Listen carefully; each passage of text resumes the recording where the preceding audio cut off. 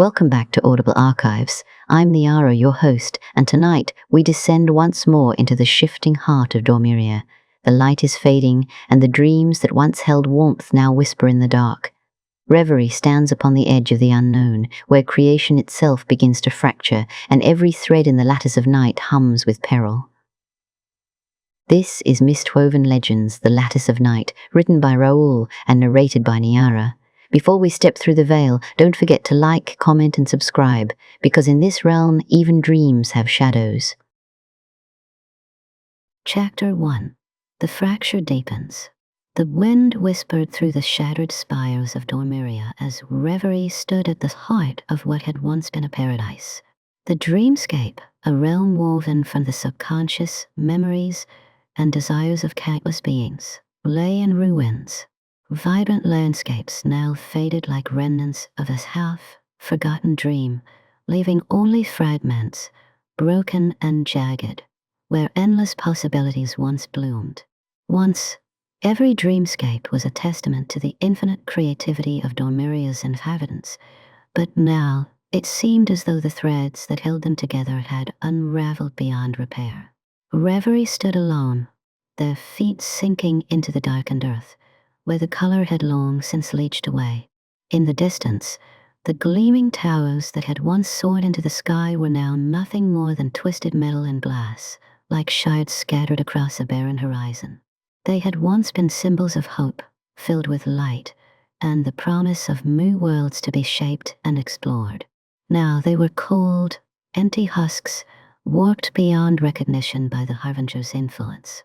There had been a time, not so long ago, when Reverie had stood on the precipice of these very towers, looking out over the dreamscapes with a sense of wonder, pride, and a deep connection to the world they had sworn to protect. But now, as they gazed upon the damage, a sinking heaviness weighed on them, the cracks of the landscape mirroring the fractures within themselves.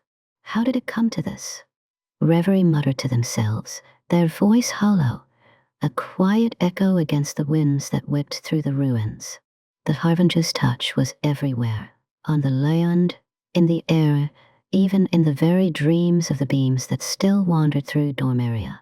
What had once been a realm of freedom, a place where dreams had the power to shape reality, had been twisted into a nightmare of chaos and decay.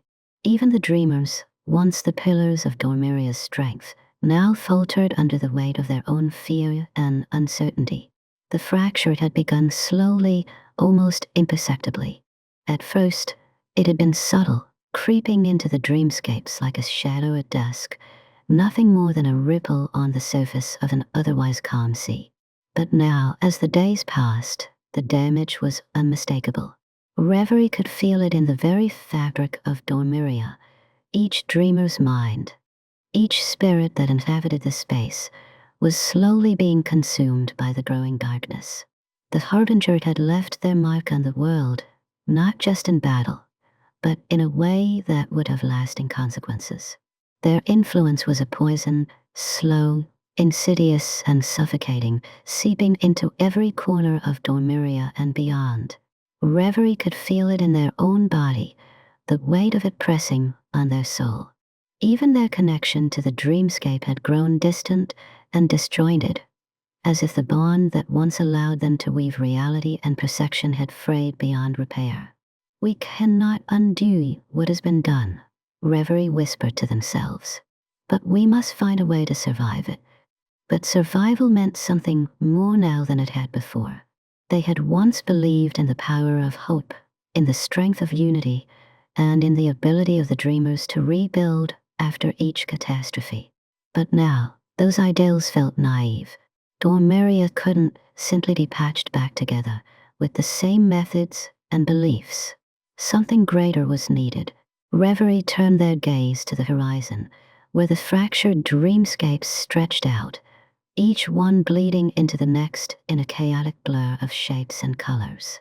There were no longer clear boundaries between the dreams of the living and the dreams of the departed.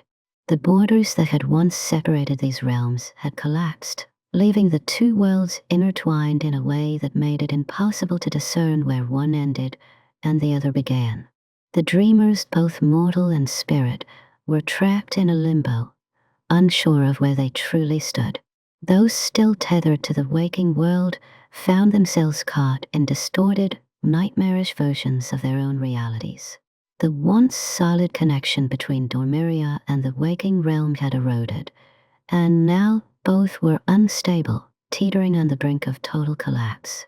Reverie could feel the presence of the dream spirits, those ancient beings who had helped shape Dormiria's foundation. They lingered in the shadows of the ruined landscapes, watching as the world they had nurtured slowly crumbled. Some spirits still clung to the remnants of hope, but others had been lost, consumed by the same darkness that had taken root in the height of the dreamscape. "It's getting worse," Reverie murmured, their fingers curling into fists as the weight of the realization sank in. "I can feel it, like a pressure building inside me." They had seen the changes before, how the dream spirits, once radiant forms, had dulled and twisted under the influence of the Harbinger. Their vibrant, glowing energy had turned dark, clouded by fear and sorrow. It was a slow, gradual process, but it was undeniable. Each passing day brought more and more despair, and with it, a growing sense of hopelessness among the remaining dreamers. But what worried Reverie most was the sense of isolation that had taken root within themselves. Their once strong connection to the dreamers, the very foundation of their power, now felt fragile, as if it could shatter at any moment. Reverie had always believed that their strength came from their ability to weave dreams, to connect with the deepest desires and fears of others. But now, that connection felt distant, like trying to reach out to a forgotten memory. They closed their eyes for a moment, taking a deep breath. What if it's already too late? They had asked themselves this question countless times since the war with the Harbinger had ended, but the answer always eluded them. The rebellion had been a success, in a way. The forces of the Harbinger had been driven back, their armies scattered. But that victory had come at a terrible cost. The dreamscapes were in ruins, and the dreamers, those who had fought alongside Reverie, were now scattered, lost in the fractured world they had helped create. Dormiria was no longer a sanctuary for the dreamers, but a battlefield where the very nature of existence was being torn apart. Reverie felt the weight of it all press against them. The dreams, once vibrant and alive with potential, had become mere shadows of themselves, fading into the void as the chaos continued to spread. The air around Reverie shimmered as their powers stirred. They could feel the tug of the abyss, the dark force that had once been a source of strength, but now it threatened to consume them entirely. The abyss was never far from their thoughts, never far from their heart. It had been their greatest weapon against the Harbinger, but it had also been their greatest temptation. Each time they drew on its power, they risked losing themselves to the darkness. Reverie had seen what it could do, how it could twist their thoughts, their actions, until they were little more than a shadow of who they once were. But now, in this moment of desperation, the abyss seemed like a beacon, an answer to the problem that loomed over them. "Maybe I'm not meant to fix this," Reverie thought bitterly. "Maybe I'm just a part of the fracture." The thought gnawed at them, a reminder of their own limitations. But in that moment, as the land around them seemed to buckle and collapse, they knew that Dormiria couldn't wait for them to figure it out. The dreamers couldn't wait. The time for hesitation was over. Reverie took another breath, steadying themselves. The journey ahead would not be easy, but they had no choice but to continue forward, to face the growing darkness within themselves and the world around them. They could no longer hide behind their ideals or their fear. Dormiria needed a solution, a way to heal, to rebuild, or to move forward into a new future. And it would not be found in the shadows. "I have to find a way," Reverie whispered, determination creeping back into their voice. There must be a way to save them all. The path was unclear, and the stakes had never been higher. But in that moment, Reverie understood one thing above all else. Dormiria was on the brink of destruction, and they would not let it fall, not without one final attempt to mend the fracture that had split their world apart. Chapter 2. The Legend of the Lattice. In the heart of Dormiria, far from the shattered remains of its once vibrant dreamscapes, lies an ancient and forgotten corner, one where the veil between the dream realm and the waking world thins, like a fragile membrane. This part of Dormiria is known only by whispers among the oldest dream spirits, and its secrets have remained hidden for centuries. Here, amidst decaying ruins and overgrown structures, Reverie ventures, drawn by a distant call, a memory, a legend buried beneath the weight of time and destruction. The journey had taken Reverie through many darkened paths, across landscapes torn apart by the forces of the Harbinger. The dreamscape was no longer a place of beauty or imagination. It had become a battlefield of fractured dreams, a battlefield that was quickly collapsing into chaos. Yet, in this forgotten corner, Reverie feels an unusual stillness. The air is thick with the weight of history, and there's a strange sense of peace amidst the brokenness, a haunting, yet comforting feeling. This place, it calls to me, Reverie mutters to themselves, the haunting silence pressing upon them like an unseen weight. As they walk through the ruins, their eyes catch the faintest glimmer of light, almost as if the remnants of long, lost dreams still linger, clinging to the remnants of this place. Reverie's heart races. This was the beginning of something long forgotten. The lattice. They had heard whispers of it before. From the oldest of the dream spirits, from the scribes of the ancient libraries who spoke of the power of the artifact, the Lattice Staff had been lost, scattered across time, and forgotten in the face of greater battles. It was said to be a tool of unimaginable power, capable of bridging the realms between the waking world and Dormiria, bending both space and time to one's will. More importantly, it was the only force with the potential to undo the damage caused by the Harbinger's growing influence. If the lattice exists still, it could be the answer, Reverie whispered, their voice filled with quiet hope and uncertainty. But the question remained, where? Where could such an artifact possibly be hidden? In a realm that had become so fractured. A faint glow in the darkness after days of traversing through the labyrinthine paths of this ancient corner, Reverie finally comes upon the ruins of what once was a grand temple, a place where the most revered of the ancient dream spirits had gathered.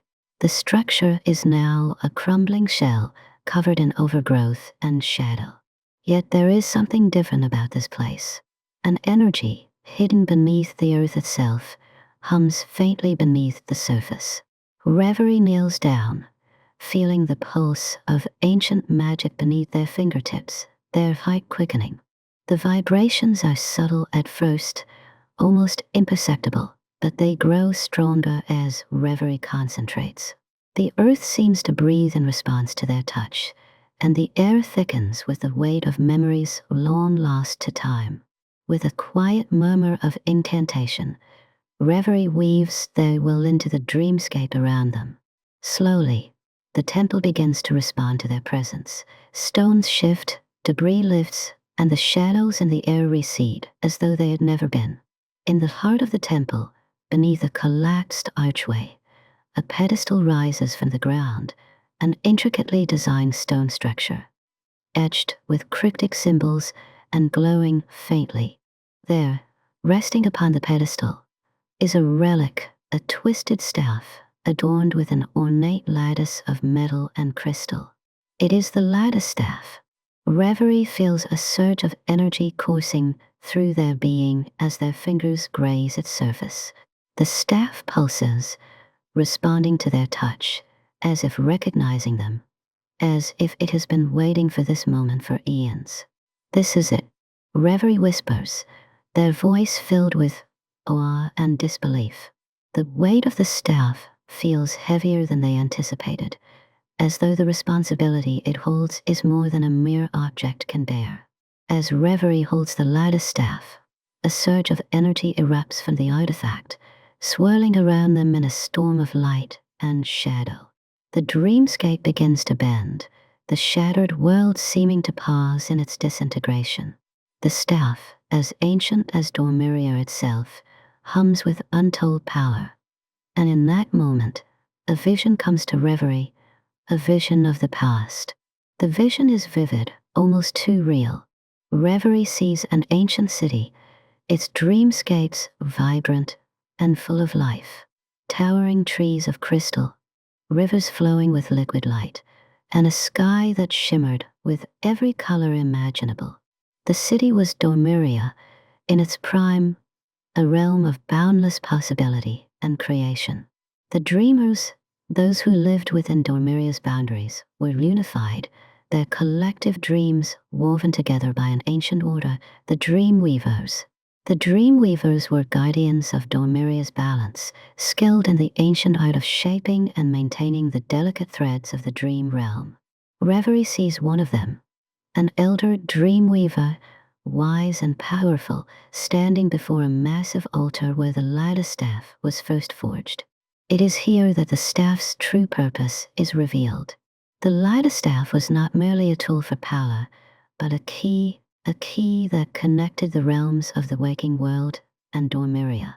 When used correctly, the staff could mend the fabric of reality itself, weaving together the threads of life, death, and dreams. But with great power came great cost. The staff was also a prison, capable of locking away forces too dangerous to be allowed to roam freely between worlds.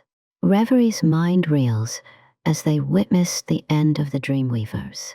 The vision shifts to a time long before the Harbingers rise. The staff had been used in a final, desperate act to prevent a great calamity, to lock away an ancient force, an entity whose existence threatened to destroy both the waking world and Dormiria. That entity, Reverie realizes with horror, is the Harbinger. As the vision fades, Reverie is left standing alone in the temple, their mind reeling from the revelation. The Lattice Staff was not simply a tool to mend the dreamscape. It was a weapon of immense power, capable of altering the very fabric of reality. The Dreamweavers had used it to lock away the Harbinger, but at a terrible cost. The power of the staff had fractured, scattering the realms and causing the dreamers to forget their origins. The Harbinger, it seems, had been born from that fracture, a being forged from the very chaos and darkness that the Lattice had been meant to contain. And now, as the fabric of Dormiria continued to unravel, the Harbinger's influence grew stronger with each passing day. Reverie realizes that they now hold the key to either restoring Dormiria or destroying it entirely, but the cost of using the staff would be great. The staff was not a simple artifact. It was a bond between worlds, a tether between the dream realm and the waking world. Losing it meant tethering their soul to both realms, an act that would drain them, weaken them, and possibly cause them to lose their connection to the dreamers forever. Reverie stands alone in the temple, the Lattice Staff heavy in their hands. "I must decide," they whisper, the weight of their choice pressing down upon them like a storm. "Will I risk everything to save Dormiria, or will I become the force that shatters it entirely?" The path ahead is uncertain, and the consequences of using the Lattice Staff remain unclear. Reverie knows that the staff is their last hope, but it is also a weapon that could destroy everything they have worked to protect. The choice before them is not only one of power but of sacrifice. They can either wield the staff and risk everything, sacrificing their own identity, their own soul, or leave it untouched, hoping for a miracle in the face of growing destruction. But one thing is certain: Dormiria cannot survive without intervention. The question is no longer whether Reverie can control the power of the staff, but whether they can control themselves once they do. As the wind stirs the broken remnants of the temple, Reverie grips the staff tightly, steeling themselves for what lies ahead. The time for hesitation is over. Chapter 3. The Path to the Lattice. The Lattice Staff was now in Reverie's hands, and yet the weight of its power was far from tangible. Its true significance, both as a tool of unimaginable force and a weapon that could unravel the very fabric of the dream realm, was still shrouded in mystery. But one thing was certain. If Dormiria was to survive, if the waking world was to be spared, Reverie would have to find the staff's true resting place, its heart, and wield it against the growing influence of the Harbinger. The path to the lattice, however, was not simple, nor was it clear. The fragments of the ancient legend guided Reverie, but those whispers had long since faded from the memory of the dream spirits.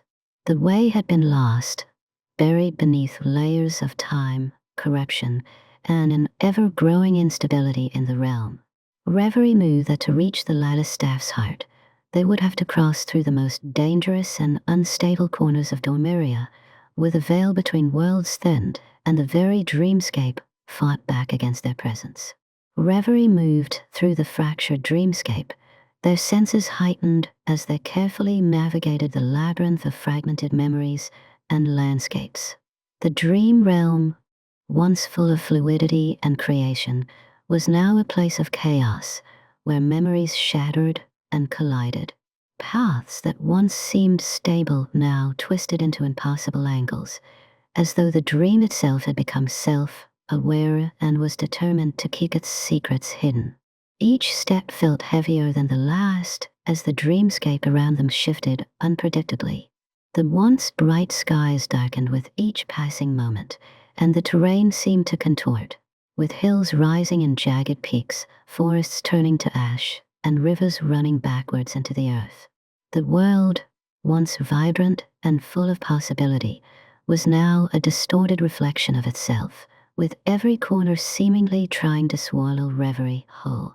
It was as if the dreamscape itself had become a sentient being, aware of the imminent danger the Lattice Staff represented.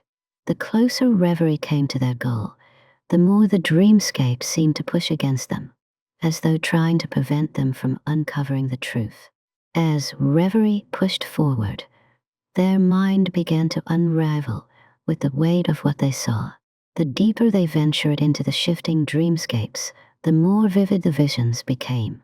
They were no longer merely walking through the dream realm, they were walking through the echoes of what was to come if they failed. A barren wasteland, devoid of life, where even the air was thin and dry. There were no trees, no rivers, no mountains or skies, only an empty expanse of cracked earth. The land stretched endlessly in every direction, a vast, empty plain that seemed to breathe in silence. Reverie could hear the faintest whispers of lost souls in the distance, their voices hollow, without purpose or direction. There was no light, no hope, and no dreams to sustain the world. Reverie felt a cold shiver run down their spine.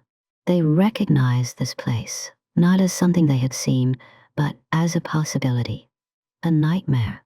The absence of dreams left the world barren, a hollow reflection of reality. It was a vision of what could happen if Dormiria were to completely collapse. Without the balance between creation and destruction, the dreamers of both realms would wither, forgotten in a cold, empty world. The vision shifted again. This time, they saw a city, a once grand place now reduced to ruins. Buildings crumbled like the very fabric of time, and there were no voices left to fill the streets. The sky above was a dull gray, and the ground was cracked, devoid of even the faintest trace of life. Dormiria, or what was left of it, seemed to stretch endlessly, its people and their dreams lost in the void. There were no stars in the sky, no guiding light to lead the way. And then Reverie saw themselves. The vision blurred into an image of Reverie standing in the midst of the ruined city, alone. Their features were distorted, their face gaunt and hollow, their eyes empty. It was not just Reverie, it was the last dreamer standing in a world where dreams no longer existed. The abyss had consumed them completely. The once vibrant being who had been a bridge between worlds was now a mere shell, consumed by the very darkness they sought to avoid. The haunting image of themselves lingered, and Reverie was unable to tear their eyes away from it. Their heart raced as a wave of dread and despair washed over them. "This cannot be my fate," Reverie whispered through gritted teeth, pulling themselves away from the disturbing vision. But even as they stepped forward, the image of their twisted future followed them, lingering in the periphery of their mind. Could they truly avoid such a fate, or had they already begun the slow descent into that abyss? As Reverie continued, the visions began to shift once more, this time becoming less clear and more fragmented. The dreamscapes seemed to twist, bending around them like the torn pages of an ancient tome. The whispers in the air grew louder, as though they were calling out to Reverie from a distant corner of the world. In the distance, Reverie saw a figure, cloaked in shadows, standing at the edge of a crumbling precipice. The figure beckoned them forward, their silhouette distorted by the shifting dreamscape. Reverie hesitated, unsure whether this figure was friend or foe. But something about them felt familiar, like a thread they had once pulled and now regretted. With the staff in hand, Reverie stepped forward, each movement slow and deliberate. "Come," the figure's voice echoed through the stillness. It was calm, almost too calm. "You are closer than you think." Reverie continued forward, their heart pounding in their chest. The air thickened as they drew nearer to the figure, the shifting dreamscape fighting against their presence. The ground beneath them trembled, and the sky above darkened even further. The whispers of lost dreamers grew louder still, filling Reverie's ears with a cacophony of despair. The figure's face became clearer as they approached. It was not an enemy, not a dark being as they had expected. Instead, it was a dream spirit, an ancient being whose form shimmered with a faint, ethereal light. Their face, once kind and serene, was now clouded with sorrow. Their eyes, once vibrant, were dim and distant. "You are the last hope," the dream spirit said, their voice filled with a deep sadness. "But even hope carries a price." Reverie was speechless, unsure how to respond to the cryptic words. What was the price they would have to pay for the Lattice Staff? How much would they lose along the way? The spirit seemed to sense their confusion and continued. "The lattice was forged to bind the realms," the spirit said, "but it is not only a bridge between worlds. It is a bond between the dreamer and the dream. And once that bond is forged, there is no turning back." Reverie swallowed hard, their mind reeling from the weight of the spirit's words. "What does that mean?" "You will have to decide," the spirit replied, their form beginning to fade. "The path to the lattice is not one of simple triumph. There is no turning back. Once you bridge the realms, you will become more than a dreamer." Before Reverie could respond, the dream spirit was gone, fading into the shifting dreamscape like a forgotten memory. Reverie stood alone, the weight of the Lattice Staff pressing heavily in their hand. The figure had left them with more questions than answers, but one thing was clear. The journey ahead would be fraught with peril. The closer they got to the lattice, the more they realized that the cost of wielding such power was beyond what they had ever imagined. With a heavy heart and uncertain steps, Reverie continued onward, pushing through the broken dreamscapes. The path was far from clear, and each step was fraught with danger. But their resolve was firm. Dormiria was crumbling. The world was slipping into chaos, and Reverie's only hope, perhaps the only hope for both realms, was to find the lattice and lose it before it was too late. As they ventured deeper into the fractured dreamscape, Reverie could hear the faint whispers once again. They didn't know what awaited them at the end of this path, but they knew one thing for certain. The price would be high, and the journey would be long. Chapter 4. Visions of the Void.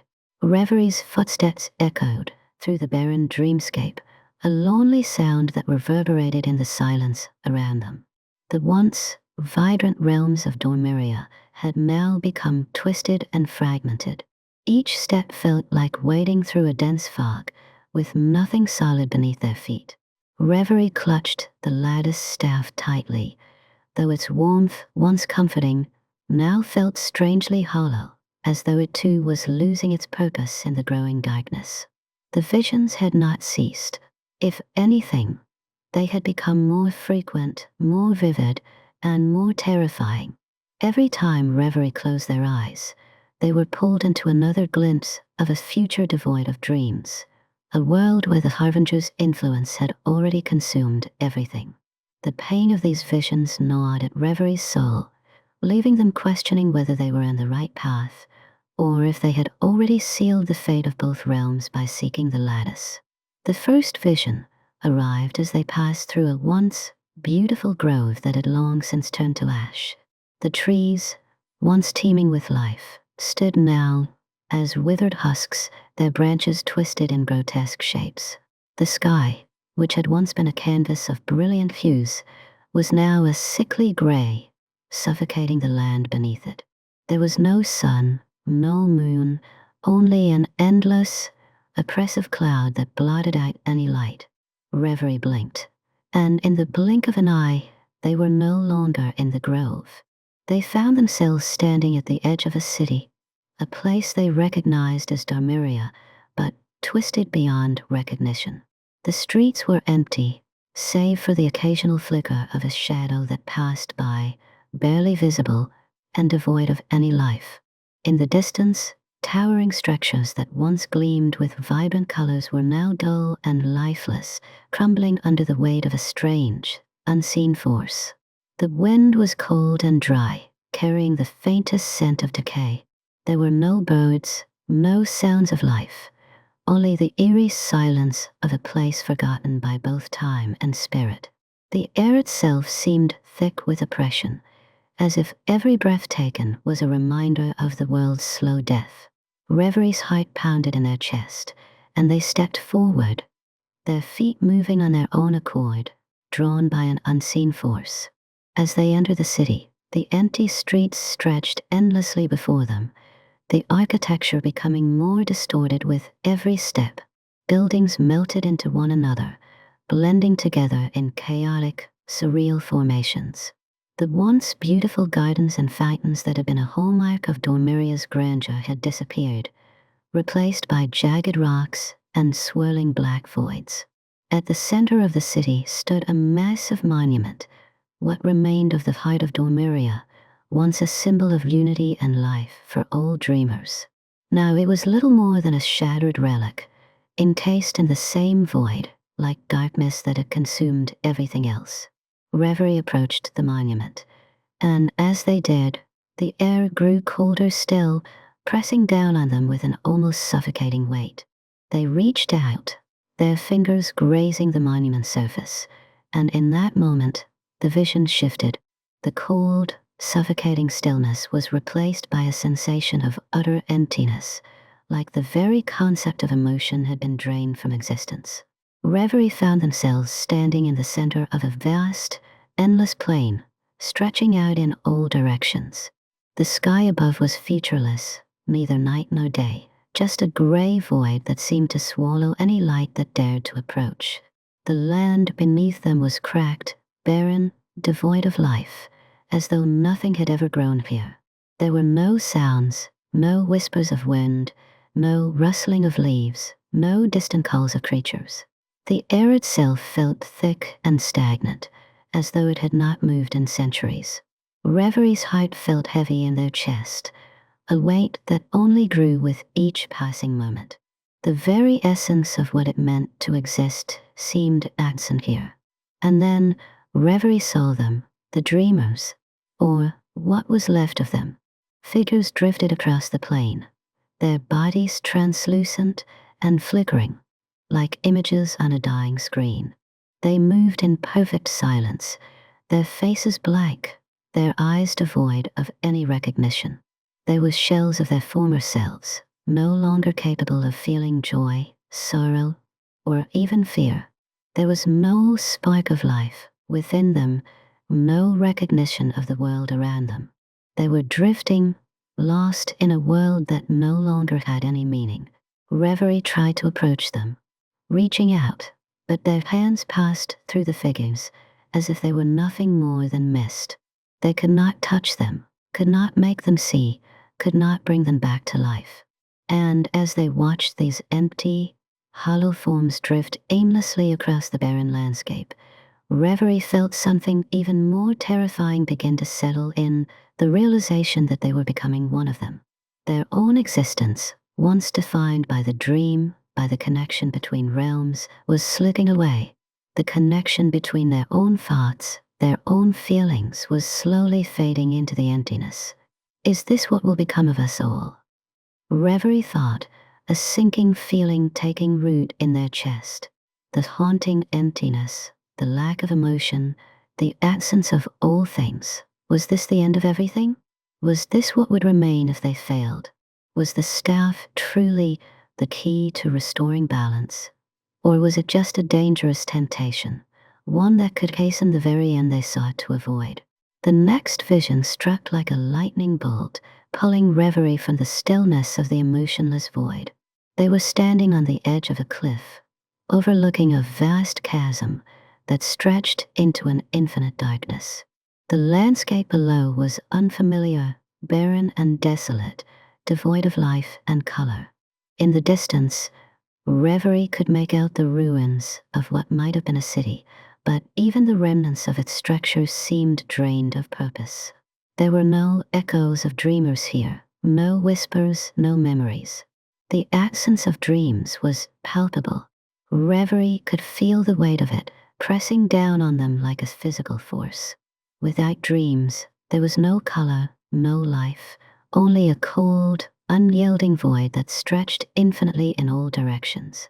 There was no possibility of creation, no hope for the future.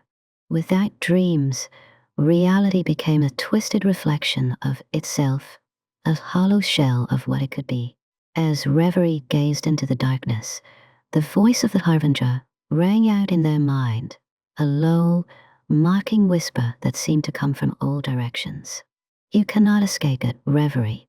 This is the future you are creating. A world without dreams, a world without life, a world devoid of everything you hold dear. Can you really call yourself a savior when all you will bring is more distraction?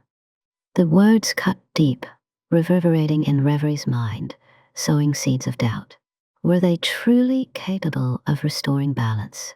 Or had they already gone too far, been corrupted by their own ambitions? Could the Lattice Staff really be the answer? Or was it merely a lure, a dangerous tool meant to lead them into an irreversible decision? The vision shifted again, and Reverie found themselves standing on the precipice, gazing down at the vast chasm below. The air was thick with the weight of their uncertainty, and the darkness seemed to be closing in around them. They could feel the pull of the abyss, the allure of giving in to the darkness that had been with them all along. It would be so easy, so tempting to let go and let the void consume them entirely. But then, a flicker of light appeared in the distance, a faint, shimmering glow that cut through the darkness. It was faint, like a candle in the wind, but it was enough to pull Reverie's focus away from the abyss.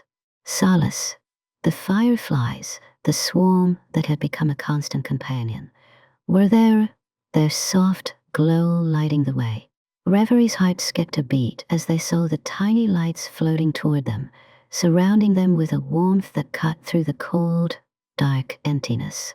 It was a reminder of what they were fighting for, a reminder that despite the uncertainty and the fear, there was still something worth saving.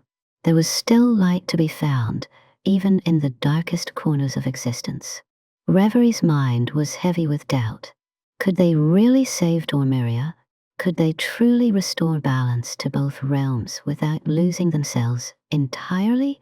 The Lattice Staff promised hope, but was it a false hope, a dangerous path that could lead to even greater destruction. The visions of the void and the endless emptiness gnawed at their resolve.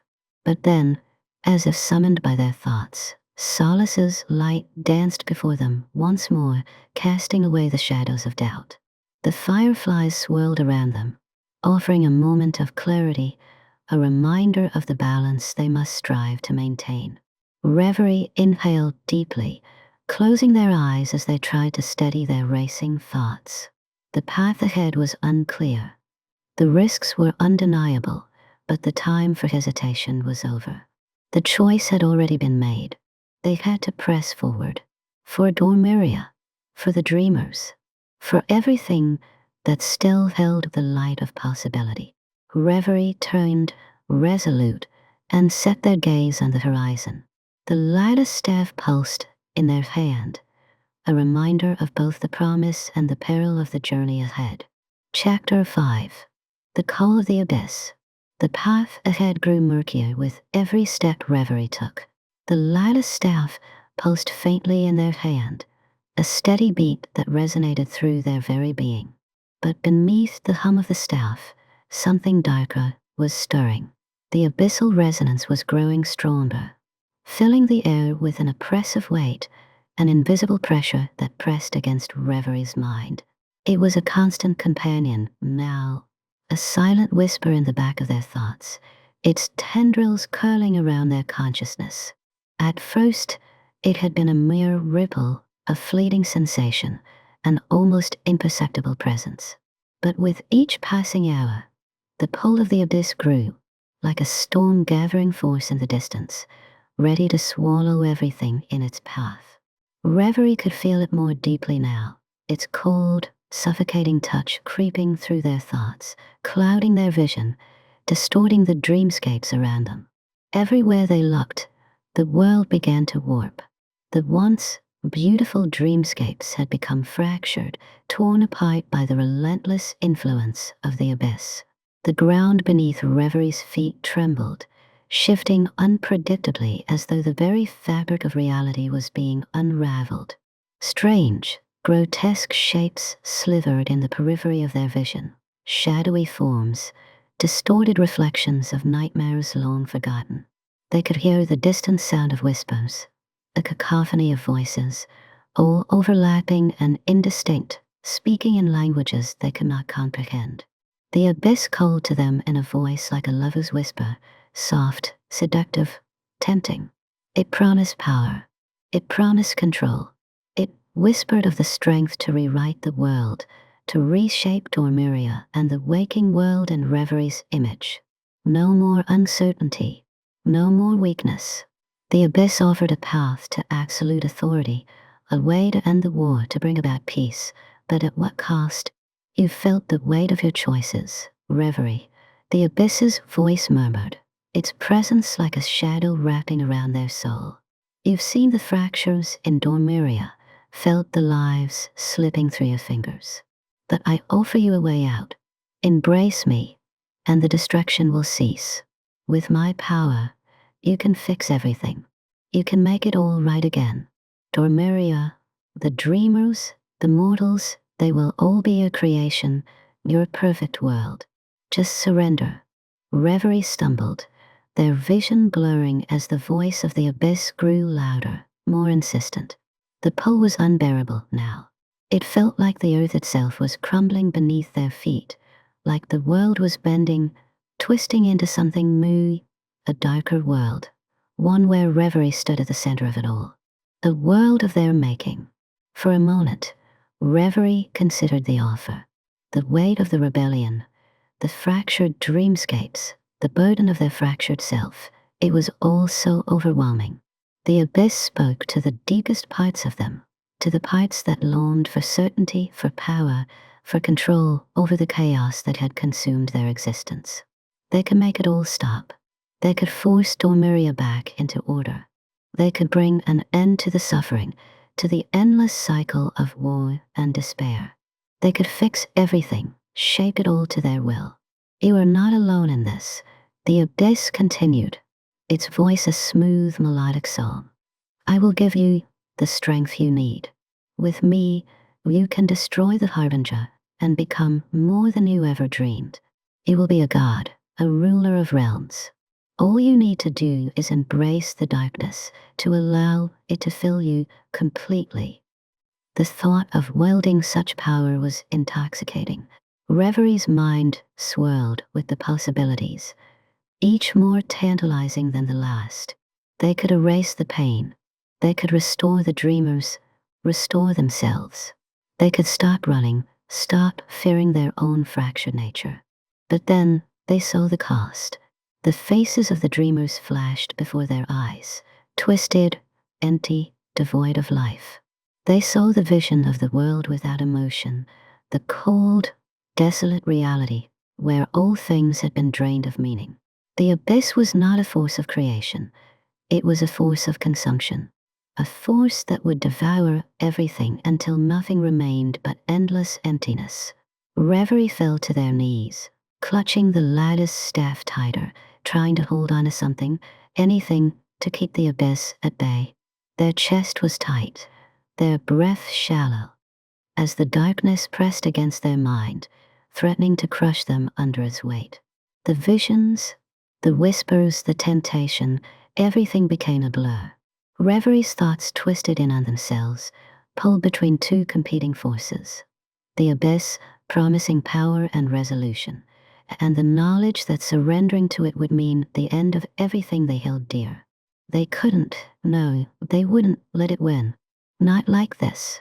The fireflies flickered weakly in the distance, their light dim and faint, as though they too were struggling to fight against the suffocating darkness.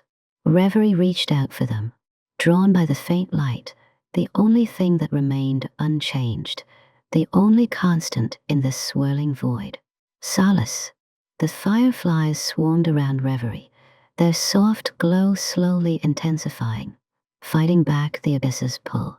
With their light, Reverie felt the faintest sense of clarity, a flicker of strength amidst the chaos. The staff pulsed in their hands, a reminder of their true purpose, their true self. You are not alone, Reverie whispered, a quiet affirmation to themselves. I am not alone. The abyss recoiled slightly at the touch of the firefly's light, the whispers growing more frantic, more insistent, but less clear. Reverie stood shakily, their breath coming in ragged gasps. The temptation to yield, to give in to the abyss's seductive promises, was still there, but it no longer felt all-consuming.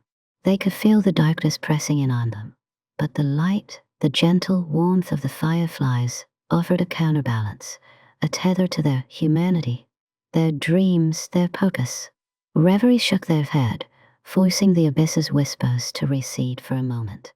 They had come too far, fought too hard, to let it all slip away now.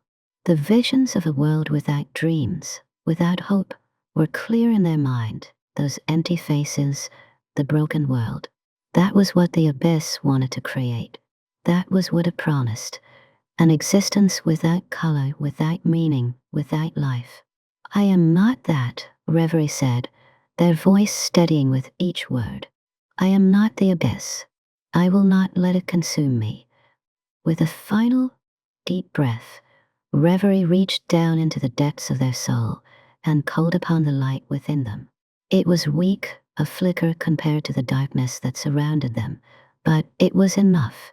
With every ounce of their will, they pushed the abyss back, forcing it to retreat into the shadows. The air around them lightened, the oppressive weight lifting, if only for a moment. The fireflies swarmed around Reverie, their glow now vibrant and strong, a beacon of hope in the void. Reverie stood tall once more, their grip on the Lattice Staff firm, their resolve unshaken. They had resisted the abyss, this time, but they knew that the struggle was far from over. The abyss would not give up easily. It would continue to tempt them, to try and draw them back into its depths. But Reverie had learned something vital in this moment. They knew now that they did not have to fight it alone. Solace was with them, and as long as they had that light, they would never succumb to the darkness. Reverie's path was clear, at least for now. The search for the Lattice Staff would continue, and the stakes had never been higher. The abyss was relentless, but Reverie was stronger than it had believed. The road ahead was fraught with danger, uncertainty, and temptation, but Reverie was no longer merely a whisper. They had become something more, something that could confront the abyss and its insidious lure, not by fighting it directly, but by holding on to the light within. With a final glance at the dimming fireflies, Reverie took a deep breath, and the journey toward the Lattice Staff continued. The darkness would always be there, lurking in the corners of their mind, but as long as they had their light, they would fight on. Chapter 6. Noxara's Revelation. The journey through Dormiria's shattered dreamscapes had left Reverie weary. Their mind tired, and their spirit weighed down by the abyss's continued pull.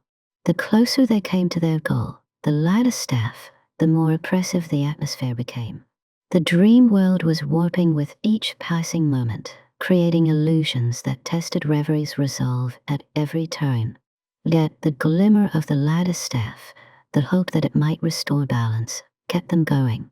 It was during one of these moments of uncertainty that Reverie encountered her, a figure that appeared suddenly like a shadow slipping between the cracks of a broken world.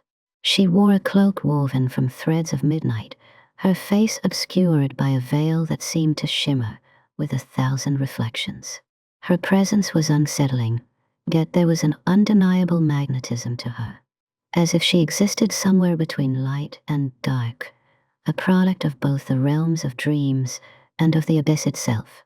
She spoke with an air of knowing, her voice soft yet full of power. "I've been waiting for you, Reverie," she said, her words cutting through the confusion that clouded Reverie's mind. Reverie instinctively raised their guard. "Who are you?" The figure smiled, a knowing smile, as though they were two sides of the same coin. "Noxara," she answered simply, "and I have what you need."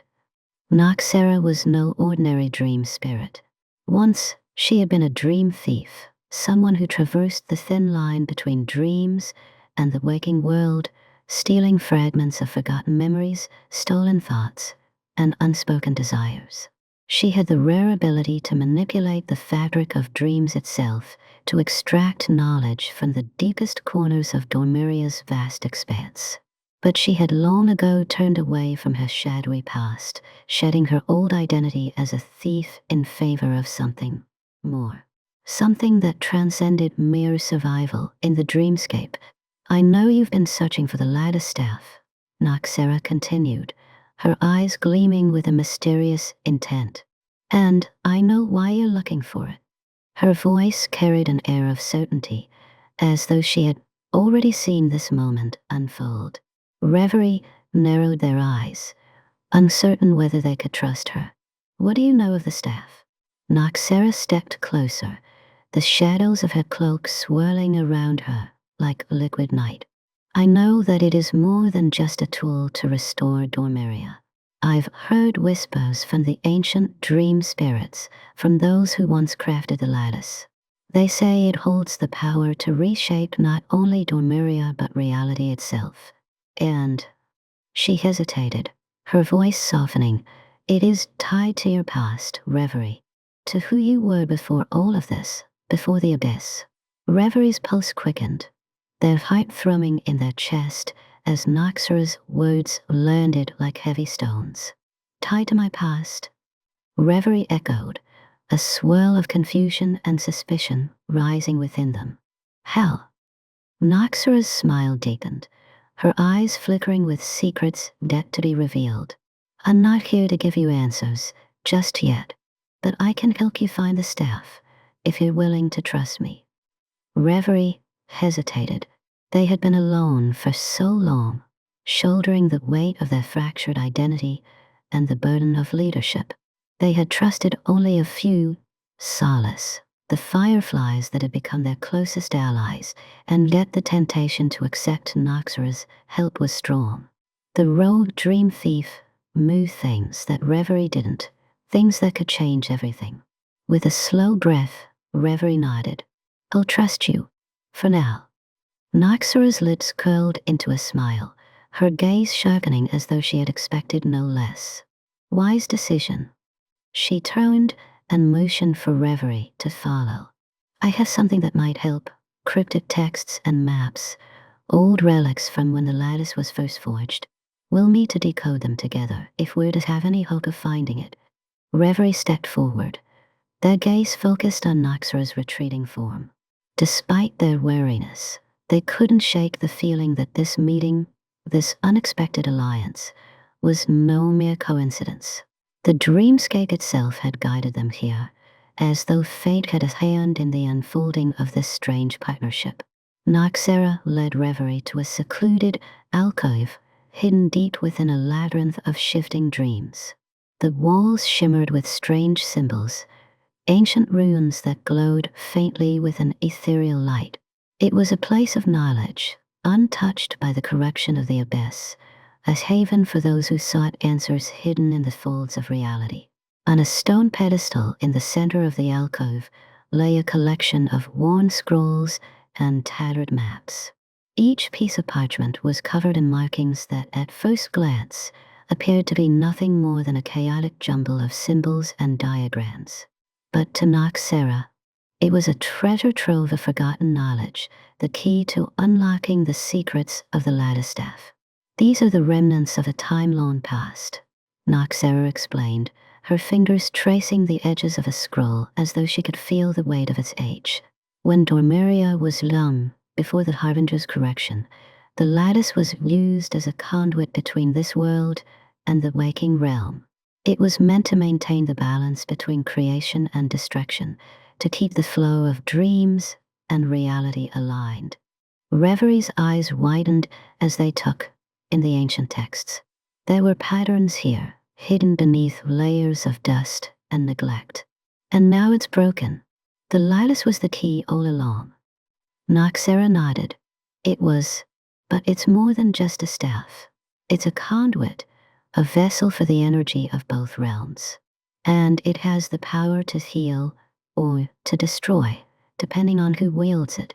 She turned the map over in her hands, revealing a series of symbols that seemed to correspond with certain locations scattered across Dormiria and the waking world. The lattice is not just in one place. It's scattered, fractured, like everything else.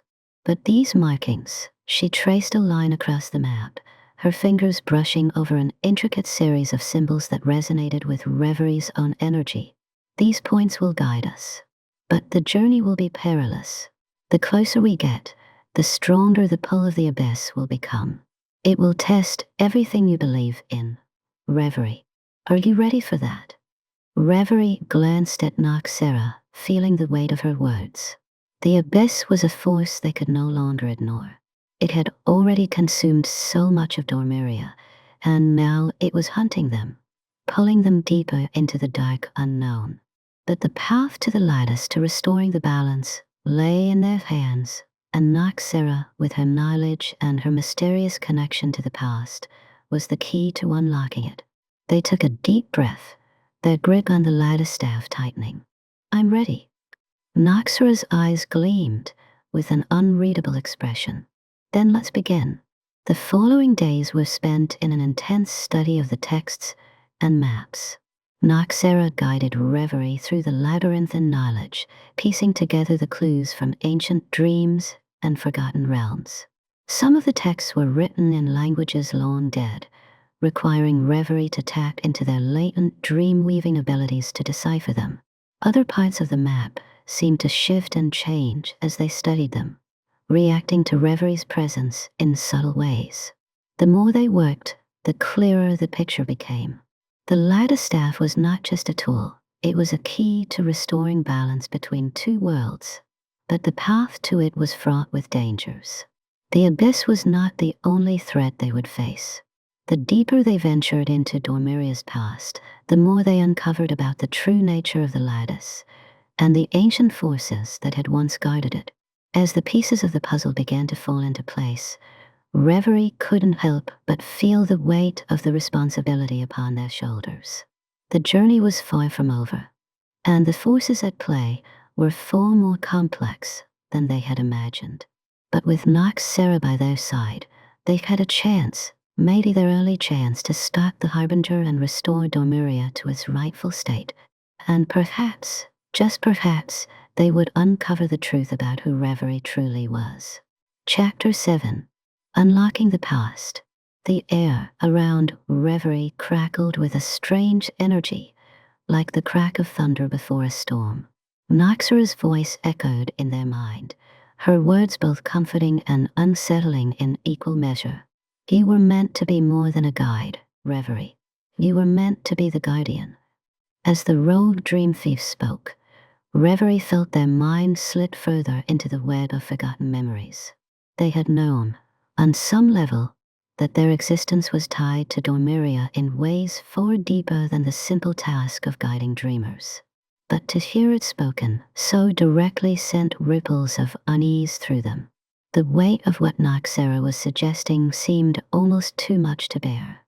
Reverie, the dreamer, the guide, the one who had always been at the center of the dreams and nightmares, was more than just a vessel. They were a linchpin in the very fabric of Dormiria, a figure woven into the realm's existence, and perhaps its destruction. The world around Reverie blurred, dissolving into a haze of colors and shapes as fragments of their past rushed to the surface, memories that had long been buried beneath layers of deception and manipulation. In the depths of the dreamscape where the waking world and the world of dreams bled into one another, they began to see themselves, not as they were now, but as they once had been. There were flashes of a time before they had been shaped into the guide they were today, before they had taken on the mantle of Reverie. They saw themselves as a younger being, a creation of the dream weaving that held Dormiria together, a guardian, not of the dreamers themselves, but of the very structure that kept the realms in balance. In these visions, Reverie was not alone. There were others, figures standing by their side, their faces unfamiliar yet oddly familiar at the same time. They were beings woven from the threads of Dormiria, each with their own purpose, each a part of the grand design. They were the architects, those who had shaped Dormiria and given it form. And Reverie, among them, was meant to be the keeper of its heart, the one who ensured that the dreamscapes would never shatter, that the delicate balance between reality and the dream world would remain intact. But something had gone wrong. The memories began to grow clearer, and Reverie's heart sank as they watched a younger version of themselves approach a grand structure, the Lattice, a gleaming pillar of interconnected threads, a nexus of reality and dreams. It pulsed with an otherworldly energy, drawing Reverie in like a moth to a flame. This was their charge, the source of Dormiria's power, the foundation of all dreams and waking thoughts. As Reverie reached out to touch the Lattice, a ripple of discord spread through the dreamscape. The once harmonious realm shifted, crumbling at the edges. Reverie stood there, frozen, watching the unraveling of everything they had helped create. And in that moment, a voice, the voice of one of the architects, whispered a dire warning. You are the keeper of the balance, Reverie. But the balance is fragile. Do not let your own doubts fracture it. But it was too late. The Lattice, the very anchor of Dormiria, cracked, splintering into 1,000 shards. Reverie watched helplessly as the dreamscape shattered, the once stable world now unraveling in ways that could never be repaired. The dreamers, too, began to feel the effects, their dreams warping and distorting, their sense of self fading. Reverie, in their attempts to save the realm, had triggered the very collapse they were meant to prevent. The vision shifted again, this time to a darkened version of Dormiria, a world that had begun to fall into chaos. Reverie saw themselves standing in the center, their hands trembling, their mind clouded with confusion and regret. The Lattice had fractured, and with it, the realm of dreams had begun to crumble. Reverie tried to fix it, tried to restore the balance, but each attempt only made things worse. The cracks spread, infecting not just Dormiria but the waking world as well. The dreamers, once safe in their slumber, had begun to lose themselves. The Harbinger's influence was not the cause of this. Reverie realized with growing horror it was a consequence of their own actions. The abyss within them, the darkness they had long fought to suppress, had seeped into Dormiria's very core.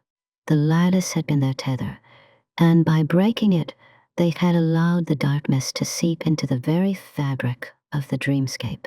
As the memories continued to flood back, Reverie saw the moment of their own undoing when they had made the fateful decision to take on the mantle of the guide.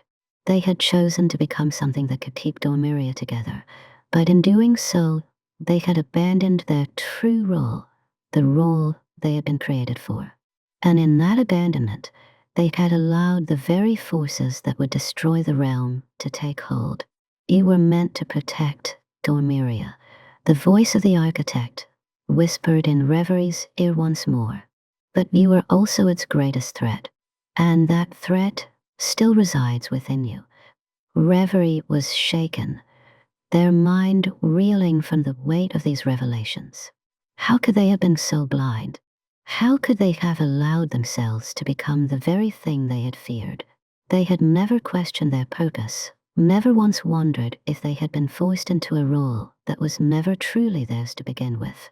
Now, standing at the precipice of Dormiria's destruction, Reverie was forced to confront a horrifying reality.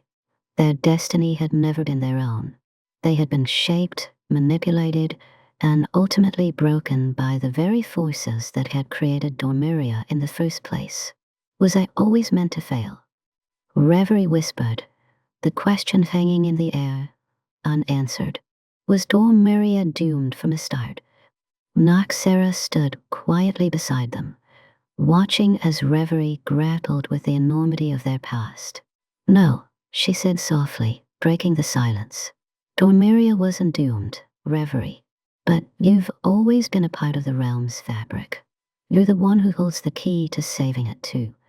Reverie turned to face her, their expression a mixture of pain and disbelief. I don't know if I can. Noxara's gaze softened. You don't have to do it alone. You never were. As the visions of their past began to fade, Reverie was left with a lingering sense of unease. The memories were now unlocked, but they were not a gift, they were a burden. What had once seemed like a straightforward journey to find the Lattice Staff now felt like a much more personal battle. The fracture within Dormiria, the instability within themselves, were both intricately tied. To restore one, Reverie would have to confront the other. The path forward was unclear, and the temptation to fall into the abyss, the darkness that had always threatened to swallow them whole, grew stronger with every passing moment. The staff, the key to restoring balance, was not just an artifact, it was a reflection of their own fractured soul. Reverie had the power to mend the realm, to restore the balance between the waking world and the dreamscape. But in doing so, they would have to face the darkest parts of themselves. They would have to embrace their fractured nature and decide whether to rebuild Dormiria or to let it fall completely, freeing themselves from the past once and for all. The choice lay before them, heavy and inescapable. Chapter 8. The Betrayal of Dormiria. Reverie stood still, the fragments of their past swirling around them like a storm. Each revelation, each uncovered truth felt like another shard of glass piercing into their heart. The echoes of memories long buried had returned, but they were not the comforting reflections they had hoped for. Instead, they were filled with guilt and regret, a crushing weight that Reverie could no longer ignore. As they wandered through the dreamscape, the world around them seemed to shift and bend with the weight of their emotions. The once vibrant dreamscapes, those beautifully crafted places of endless possibility, were now faded and warped. The very fabric of Dormiria seemed to be unraveling, mirroring the unraveling of Reverie's own identity. Every step they took felt heavier, the pull of the abyss growing stronger. The connection to the past was undeniable now. Reverie could no longer deny the truth. They had been a key figure in the very forces that now threatened the realm they had sworn to protect. The memories returned in flashes, bits and pieces of a time before they had become the lucid whisper, before they had taken on the mantle of the guide. They were not just a creation of Dormiria, not just an entity tasked with tending to the dreamers. Reverie had been a part of its creation, a fundamental force in shaping the dreamscape, and the barriers that kept the waking world and the dream world separate. They had once worked alongside the architects, the mysterious beings who had woven the threads of Dormiria's existence. Together, they had crafted the dream barriers, lines of defense that protected the realm of dreams from the chaos of the waking world and from darker, more dangerous forces. The barriers were delicate, yet essential to Dormiria's balance. Without them, the dreamscape would have been overtaken by nightmares, destroyed by the encroaching power of the waking world. But as Reverie sifted through the forgotten memories, they began to recall a moment, a decision made in haste that had led to the weakening of those very barriers. It was not an act of betrayal, but an unintentional error, a misguided attempt to create stronger connections between the waking world and Dormiria had led to a gradual weakening of the defenses that held the realms apart. And with that weakening, the Harbinger had found his way in, slowly poisoning the dreamscape and breaking the boundaries between reality and dreams. Reverie's heart sank as the memory unfolded. In their attempts to bridge the gap between the two realms, to help dreamers navigate between sleep and wakefulness more easily, they had unknowingly loosened the very chains that held the nightmares at bay. It was a well-meaning gesture, an effort to make the dreamer's journey smoother, to offer them more freedom within the dreamscape. But in doing so, they had opened the floodgates. The Harbinger, an entity born from the fractured nature of Dormiria itself, had been drawn to the instability like a predator to prey. The cracks in the dream barriers had allowed it to slip through, and with each passing day, the Harbinger's influence had grown. Reverie's actions, born of good intentions, had become the catalyst for the nightmare that Dormiria was now facing. The guilt was suffocating. Reverie felt as if they were drowning under the realization that their own actions had set the stage for the ruin of the very realm they had worked so hard to protect. The truth was undeniable now. They had betrayed Dormiria. Not in the way the Harbinger had, not through malice or destruction, but through naivety and carelessness. And that betrayal had allowed the darkness to spread unchecked. Each dream they had helped craft, each soul they had guided, was now tainted by the very thing they had brought into existence. The dreamers, the ones they had always protected, were now victims of the cracks they had created. Reverie had given them the key to the realm's downfall. As the weight of this realization settled over them, Reverie stumbled, the world around them warping and flickering as their thoughts spiraled. The abyss was ever present, whispering its tempting promises of release, urging Reverie to embrace the darkness fully. Perhaps it was easier to succumb to the void, to abandon the struggle. After all, they had already failed. The realm was doomed. But in that moment of despair, the memory of solace, the soft, guiding light of the firefly swarm, flashed before Reverie's mind.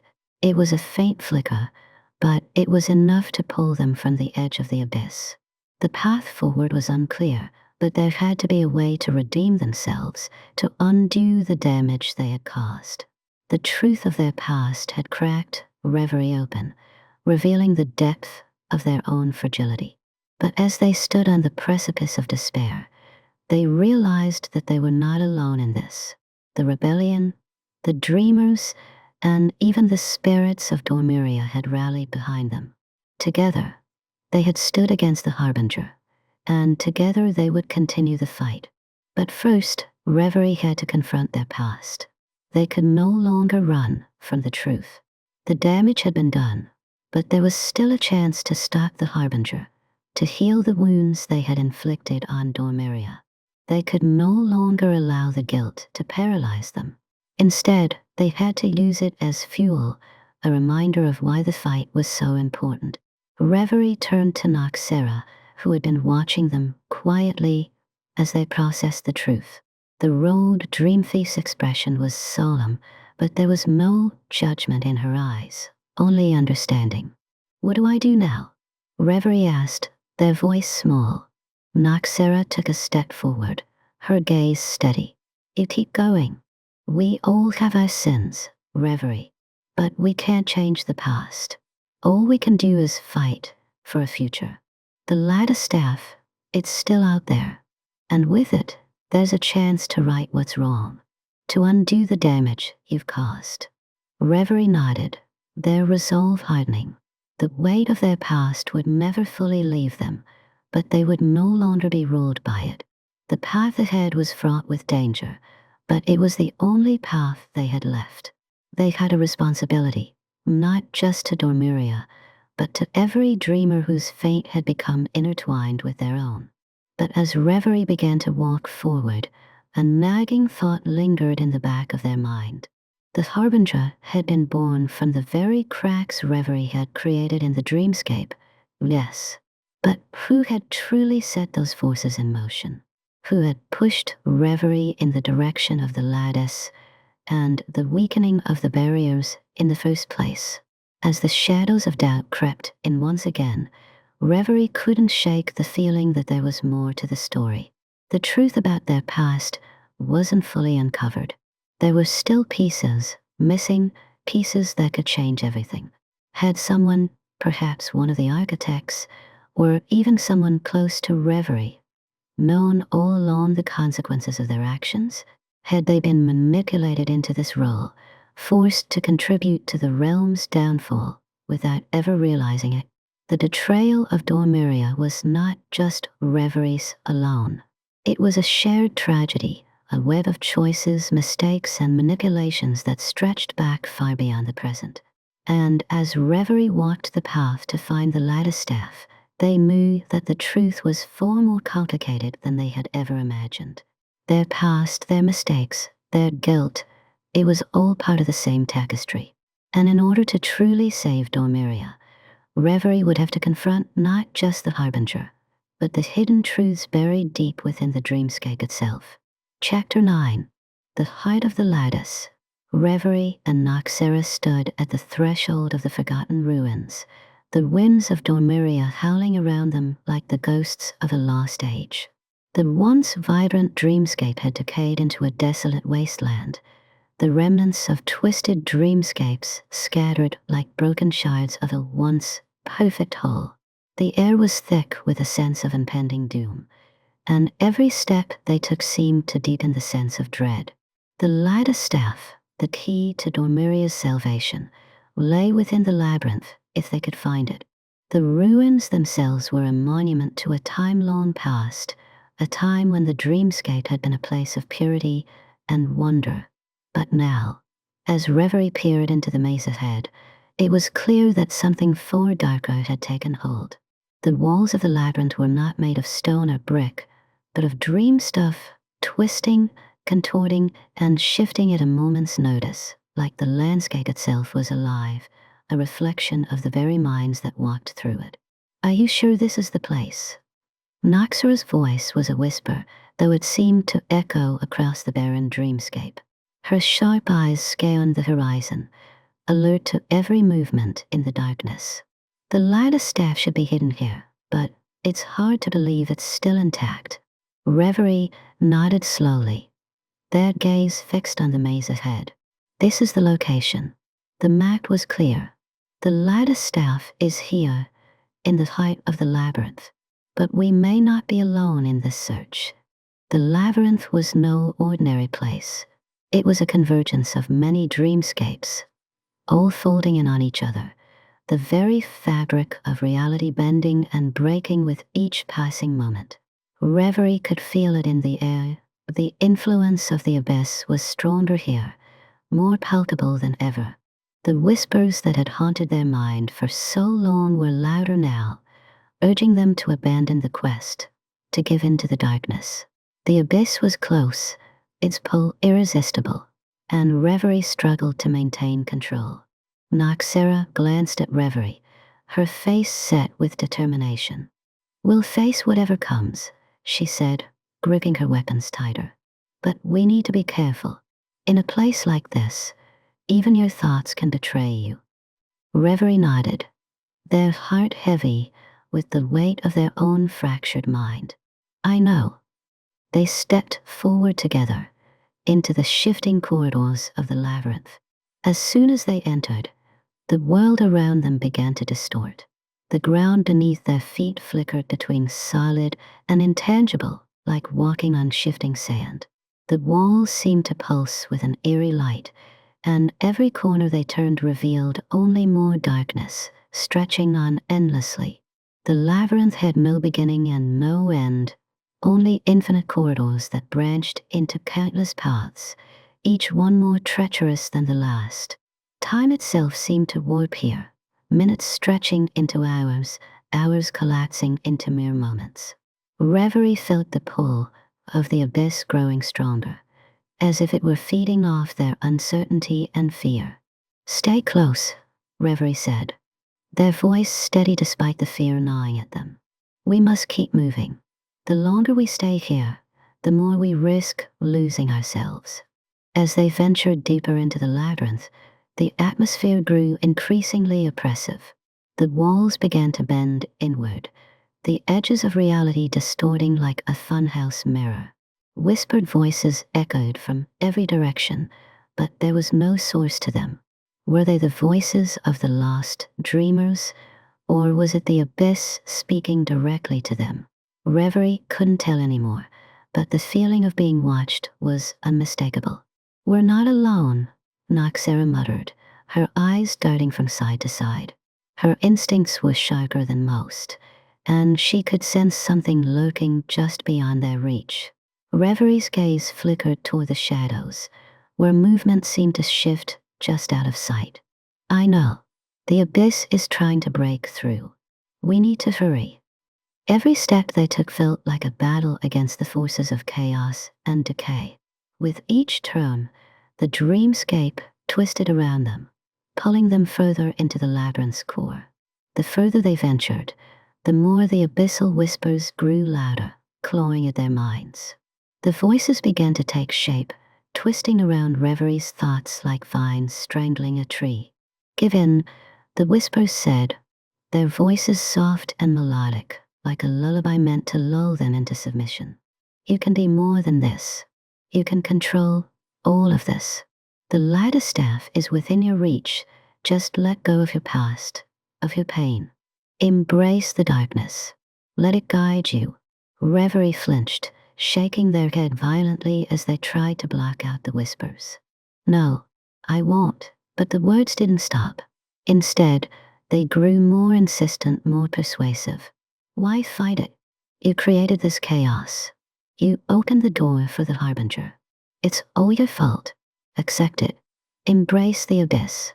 You can shape Dormiria in her image, and with the Lattice Staff, you can make everything right. Stop pretending you're the hero." Reverie's pulse quickened, their vision blurring as the abyss racked its tendrils around their mind. The guilt they had felt for so long, the weight of their past decisions, suddenly threatened to swallow them whole. Were they truly meant to be the guide, or had they been nothing more than a tool of the abyss all along? Were they responsible for all of Dormiria's suffering? Would their continued resistance only bring more pain? Reverie stumbled, their steps faltering as the weight of the abyss crushed down upon them. Their vision flickered. Glimpses of the dreamers they had failed, the broken dreams that had once flourished in Dormiria. The world around them pulsed with dark energy, and for a moment, Reverie felt as though they were standing on the edge of a precipice, the abyss pulling them toward the void below. "Reverie." Noxara's voice cut through the fog of doubt, sharp and commanding. She grabbed their arm, her grip like iron. Don't listen to it. This is not your path. With a deep breath, Reverie shook their head, trying to clear the fog.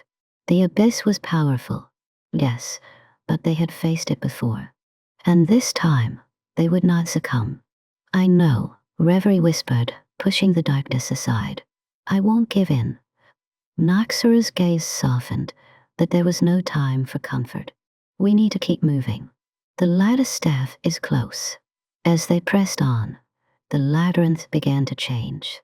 The walls no longer shifted and bent, but instead they began to solidify, carving out a narrow passage that seemed to lead them deeper into the heart of the maze. The air grew thick with a strange energy, a hum that reverberated in Reverie's chest. They could feel it now, the pulsing force at the center of the labyrinth. At last they arrived. The central chamber was unlike any dreamscape Reverie had ever encountered. The walls were lined with golden lattice work, each strand glowing with an ethereal light. In the center of the room, suspended in mid-air, was the Lattice Staff, a tall, slender rod of glowing crystal, its surface shimmering with an otherworldly radiance. We found it, Noxara breathed, her voice barely a whisper. But Reverie did not move toward it immediately. Instead, they stood frozen in place, staring at the staff, the culmination of their long journey. The Lattice Staff could restore Dormiria, yes, but it also held the power to reshape reality itself. Could they truly control such power? Could they wield it without succumbing to the darkness that had already consumed so much of them? And as the abyss whispered from the shadows, Reverie felt its pull, once more, stronger than ever. Chapter 10. The Echoes of Doom. The Lattice Staff hung in the center of the chamber, glowing with an ethereal brilliance, casting long shadows that twisted like dark tendrils across the walls. Reverie stood frozen, the weight of the decision pressing down on them. The labyrinth had led them here, but now that they had found the staff, they were confronted with a new terror, a vision that filled the air with a suffocating sense of dread. As Reverie approached the staff, the ground beneath them seemed to shift again, no longer solid, but as insubstantial as the thoughts swirling in their mind. They stumbled, their feet unsteady as the labyrinth pulsed with a strange energy. The walls around them seemed to breathe, closing in as if the very dreamscape was watching them, waiting. And then, without warning, the air grew thick. Reverie's heart began to pound in their chest as a strange hum resonated from the Lattice Staff. It was not the sound of magic, nor the soft glow of hope they had anticipated, but something deeper, more insidious. It was the resonance of an ancient force, the voice of a future that had not yet come, but was already reaching for them. The first vision came like a thunderclap, overwhelming in its intensity. Reverie saw themselves standing at the height of Dormiria, the once vibrant dreamscape now a smoldering ruin. The sky was dark, fractured, with only flickers of color in the distance, fleeting memories of a place that once existed, but was now lost to the relentless march of destruction. In the vision, Reverie was standing alone, the Lattice Staff gripped tightly in their hands. But as they raised it, the light of the staff began to fade. The more they tried to restore the dreamscape, the more it cracked and splintered, like an illusion being shattered by the very act of trying to hold it together. Reverie's power was failing. The light flickered, turned to smoke, and was consumed by a darkness that spread like a wildfire, devouring everything in its path. The Harbinger's voice echoed in the distance, no longer the distant, ethereal whispers, but a booming force, growing louder, more commanding. You failed, Reverie. You were always meant to fail. Reverie staggered back, their pulse quickening. The vision had been so real, so vivid. It felt as though the future had spoken, warning them of their impending doom. But before they could process the vision, the next one came crashing in, like a wave too powerful to avoid. This time, Reverie saw a world that had already fallen into darkness. Dormiria was no more, consumed entirely by the Harbinger's influence. The sky was a sickly black, with clouds swirling in unnatural patterns, and the ground was barren, empty. The dreamscapes that once bloomed with color and life were now twisted, broken fragments of their former selves. The air was thick with the echoes of forgotten dreams. Reverie saw themselves once more, but this time, their reflection was different. The figure before them was not the same as the one they remembered, no longer a guide for the dreamers, no longer the being of light that had once brought hope to Dormiria. This version of Reverie was shadowed, consumed by the very abyss they had fought against for so long. Their form flickered and shifted like a nightmare, half-formed and unstable, as if they were both the creator and the destroyer of this broken world. You are the darkness. Reverie, the Harbinger's voice rang out, this time inside their mind, echoing with cold certainty. You will not save them. You will be their undoing. Reverie's body trembled as the weight of the vision settled on them. Their hands clenched the staff, but instead of power, it seemed to drain them, a hollow force stripping them of hope and strength. The staff was not a tool of salvation. It was a weapon that would tear the very fabric of Dormiria apart. No, Reverie whispered, shaking their head as they tried to push the vision away. This isn't what's meant to happen. I can't be this. But the visions were relentless, and they came faster now, cascading in a torrent of despair and confusion. In the next one, Reverie was again standing in the ruins of Dormiria, but this time they were not alone. The remnants of the dreamers stood with them, their faces twisted in anguish, their bodies broken. These dreamers, these people Reverie had fought to protect, were now the very ones who had fallen into darkness, their souls consumed by the very force they had hoped to defeat. The abyss had spread throughout the dreamscape, infecting every corner of Dormiria, and now it was embodied in the faces of those Reverie had once inspired. Their eyes were hollow, devoid of hope, their voices ragged and whispering, their words laced with bitterness. You failed us, Reverie, one of them said, their voice barely a whisper. You promised us salvation, but you brought us only despair. The words struck like a physical blow, each syllable tearing at Reverie's resolve. They tried to reach out to the dreamers, to offer comfort, but their touch was met with cold rejection. They were no longer the guide. They were the harbinger of doom, just as the visions had shown. The Lattice Staff, instead of being a beacon of hope, had become a symbol of their failure. The final vision was the most devastating of all. Reverie saw themselves standing in the heart of a dying world, the light from the Lattice Staff flickering weakly in their grasp. The staff had shattered, the cracks running through its crystal surface like veins of poison. The dreamscape that had once been a place of limitless possibility was now reduced to ashes. Every dream, every hope, burned away by the Harbinger's endless hunger. In the vision, Reverie stood alone, surrounded by the silence of a world that had been lost. The weight of the staff in their hands felt unbearable, a reminder of the dream that had been lost, the hopes that had failed. The sky above them was empty, an endless void, as if Dormiria itself had ceased to exist. The whispers of the abyss circled around them like vultures, whispering their name in cruel, mocking tones. This is your legacy, the Harbinger's voice whispered, now a suffocating presence in Reverie's mind. You are the architect of this destruction. You brought this world to its end. Reverie collapsed to their knees, the weight of the visions too much to bear. The words of the Harbinger echoed in their mind, drowning out everything else. The abyss was not just an external force. It was within them. The visions had shown them what they had always feared, the true cost of their actions. I am not the hero, Reverie murmured, their voice breaking. I am the cause of all this. I am the one who will bring Dormiria to its end. Noxara's voice broke through the crushing despair, her presence a flicker of light in the darkness.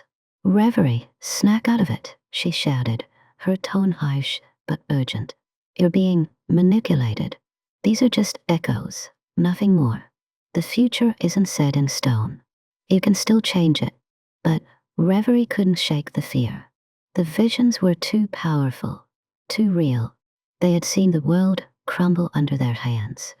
The dreamers they had fought so hard to protect reduced to nothing more than lost souls, cursed by their own actions.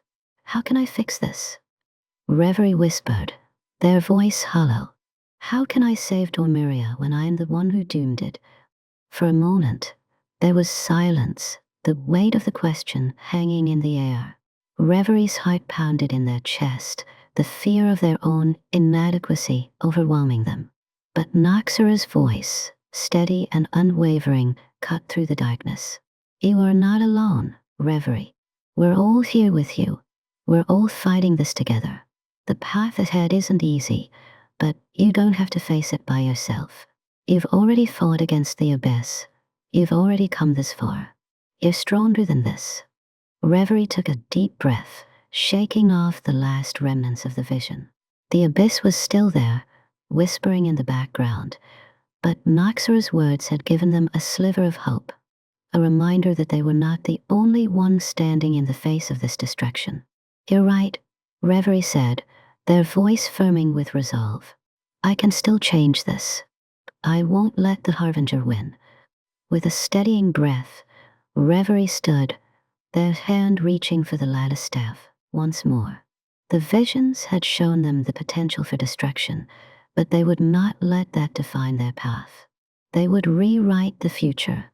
They would not allow the echoes of doom to become their legacy. The journey ahead was uncertain, and the abyss was still waiting, but Reverie knew one thing for certain. They would fight, and they would fight to the end. Chapter 11. The Rift Within. Reverie could no longer tell where the dreamscape ended, and their own mind began. The visions, once mere glimpses of a possible future, had become all-consuming, each one layered over the other until they were a cacophony of competing futures. The air around them seemed to crackle with tension, an invisible force pressing down on their shoulders, suffocating them. The rift inside them had deepened, splitting their thoughts and emotions into conflicting halves that threatened to tear them apart. The visions were relentless, images of Dormiria in ruins, swirling with haunting intensity. Reverie saw themselves standing at the center of it all, the once bright Lattice Staff, now a dark, fractured shard in their hands. The world around them had been reduced to dust, the faces of the dreamers they had tried to protect fading into the shadows, their voices lost to the wind. In one vision, Reverie reached out to a dreamer, their voice choked with desperation, but the dreamer's eyes were empty, vacant of all life, as if their very soul had been stolen away. The abyssal whispers filled Reverie's ears, suffocating any hope that remained. You cannot save them, Reverie. You never could. The words of the Harbinger reverberated in Reverie's mind like the toll of a death knell. Their heart clenched painfully in their chest. How could they save Dormiria when the very fabric of their existence was so closely tied to its demise? Every step they took felt like a step further into a spiral of darkness. How could they trust themselves to wield the Lattice Staff when they were the very source of the decay that threatened to consume everything they held dear?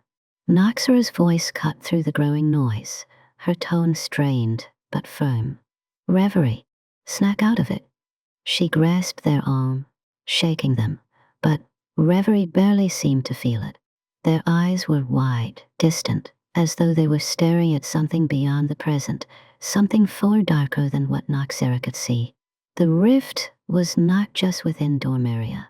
It was within Reverie. The conflict was no longer merely external, a struggle between the dreamers and the Harbinger. It had become a battle within themselves. Reverie's mind was being torn apart, pulled in two directions, one towards the desire to save Dormiria, to restore the balance, and the other towards an inexorable pull to embrace the darkness that whispered promises of strength, of an end to their suffering. In one breath, Reverie could feel the weight of responsibility bearing down on them, the crushing realization that they were the last line of defense between the abyss and the world. In the next, they were overwhelmed by the seductive whispers that urged them to let go, to surrender to the abyss, to accept the power it offered, power that could end the endless struggle, that could reshape reality itself. "I'm not sure anymore," Reverie murmured, their voice thin and fragile. They turned to Noxara, their expression one of utter confusion. "How do I know if what I'm doing is the right thing? How do I know if this is about saving Dormiria, or if it's just about me, about proving unworthy of this power?" Noxara stared at them, her gaze sharp, unyielding. "Reverie, you've always known what the right thing is. You've fought for the dreamers, for Dormiria. This isn't about you proving anything. It's about making sure the future doesn't fall into darkness." She paused, her grip tightening on Reverie's arm as she continued. "You're not the cause of Dormiria's fall. You're the only one who can fix it. Don't listen to the abyss. It's trying to twist your mind, to make you doubt yourself." But Reverie could not silence the growing doubt within them. Noxara's words, the well-meaning, felt like echoes in a vast, empty chasm. "What if I'm just like the Harbinger?" Reverie's voice trembled as they spoke, the fear of the abyssal whispers creeping into their thoughts once more. "What if the only reason I'm doing this is because I can't bear the thought of failing? What if all of this, all of it, is just my need to prove something to myself? What if I'm just as much of a destroyer as the Harbinger?" The thought made Reverie's stomach churn. It was a nightmare they could not escape, the terrifying realization that their quest for redemption, their desire to save Dormiria, might be nothing more than the desire for validation. Were they really fighting for the dreamers, or was it for their own fractured sense of self? Noxara's face softened, her voice lowering to a gentler tone. "No one is perfect, Reverie. Not you, not me, and not the dreamers. But that doesn't mean we can't fight for something better. You've already made a difference. Dormiria is still here, and the dreamers still believe in you. We have to believe in you, too. You can't let the abyss win. You're not defined by your past or by your doubts. You're defined by what you do now, by what you choose to fight for." Reverie's eyes closed, the weight of her words sinking into their heart. They wanted to believe her. They wanted to believe that they could still make a difference, that they could still fight for Dormiria's future. But as the abyssal resonance pulsed louder within them, it was difficult to hold on to that belief. The visions had shown them too much, the irreparable cracks in their own mind, the darkness growing ever closer. It was so easy to fall into the abyss, to accept its promise of power and peace. But deep down, Reverie knew Noxara was right. They couldn't let themselves succumb to the darkness, not when there was still a chance to fight. The dreamers, the ones who had placed their trust in Reverie, were depending on them. Reverie opened their eyes and met Noxara's gaze, the flicker of resolve beginning to return. "I'll fight. I don't know if I'm ready, and I don't know if I'm the right one, but I'll fight. I have to." The labyrinth around them seemed to shift again, but this time, it was different. Instead of the disorienting chaos that had plagued them before, the path ahead felt clearer, more solid. It was as if the very act of making a choice had altered the dreamscape itself. Reverie felt a strange sense of clarity. The rift within them still existed, but it no longer felt like an insurmountable chasm. The conflict was not gone, but it was manageable. They could bear it. "Good," Noxara said, her voice steady. "Let's finish this, then." Together, they moved forward, the weight of their journey still pressing on their shoulders, but now with a renewed sense of purpose. The abyss was still there, lurking in the shadows, but Reverie knew that as long as they could hold onto this fragile hope, they would have a chance to save Dormiria. As they continued through the labyrinth, the whispers of the abyss began to quiet, at least for the moment. Reverie knew it was far from over, but for the first time in what felt like forever, they felt like they were in the right path. The rift within them was still there, but they had made their choice. And that was enough, for now. Chapter 12. The Lattice's Guardian. The labyrinth had become an oppressive presence, its twisting corridors now closing in as if the very walls were watching them. Every step Reverie and Noxara took echoed through the hollow maze, amplifying the mounting tension. The air was thick with a sense of foreboding, a palpable weight that seemed to push down on them from all sides. But ahead, through the shifting dreamscape, a faint glow beckoned, a light that shimmered in the distance, a beacon of both hope and danger. The height of the labyrinth, the place where the Lattice Staff rested, was near. But the further they ventured, the more the air thickened with an unsettling energy. Something was watching them, something ancient, something that could see deeper into their souls than any dreamer ever could. Reverie felt at first the cold, prickling sensation at the back of their neck, the hairs on their arms rising as though the very dreamscape was breathing around them. It was an overwhelming presence, alive, aware, and deliberate, and it was not pleased. "Do you feel that?" Noxara whispered, her tone grave. Reverie nodded, their heart pounding in their chest. "Something's waiting for us." The words felt hollow, as though even maiming the sensation made it more real, more dangerous. As they approached the center of the labyrinth, the maze itself seemed to shift and distort, bending reality into impossible angles.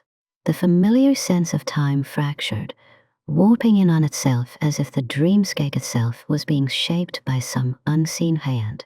Finally, they arrived at the height of the labyrinth, where the Lattice Staff lay waiting, but it was not alone. Standing before the staff, bathed in an ethereal, ever-changing light, was the Lattice's Guardian, a towering, translucent figure whose form seemed to flicker and dissolve with each breath. It was neither entirely human nor fully spirit, its shape constantly shifting, as though it existed between dimensions. The figure had the outline of a dream spirit, but there was something unsettling about it, something that spoke of an age-long past, a being forged from the very foundations of Dormiria itself. Its eyes were the color of 1,000 dreams, shifting, kaleidoscopic, its gaze piercing Reverie to the core. It spoke without moving its lips, its voice not heard with the ears, but felt deep within the soul. "Reverie, guide of Dormiria, you seek the Lattice Staff, but do you seek it to save or to destroy? What is your purpose?" The words echoed through Reverie's mind, reverberating with an ancient weight. Reverie took a deep breath, struggling to steady their heart, but the questions hit like a hammer, breaking down the fragile barriers they had built around their emotions. Reverie faltered, unsure how to answer. They felt their resolve waver. "I want to save Dormiria. I have to. I can't let it fall into darkness." The Guardian's eyes flickered, as if it was weighing their response, searching deep into the essence of their being.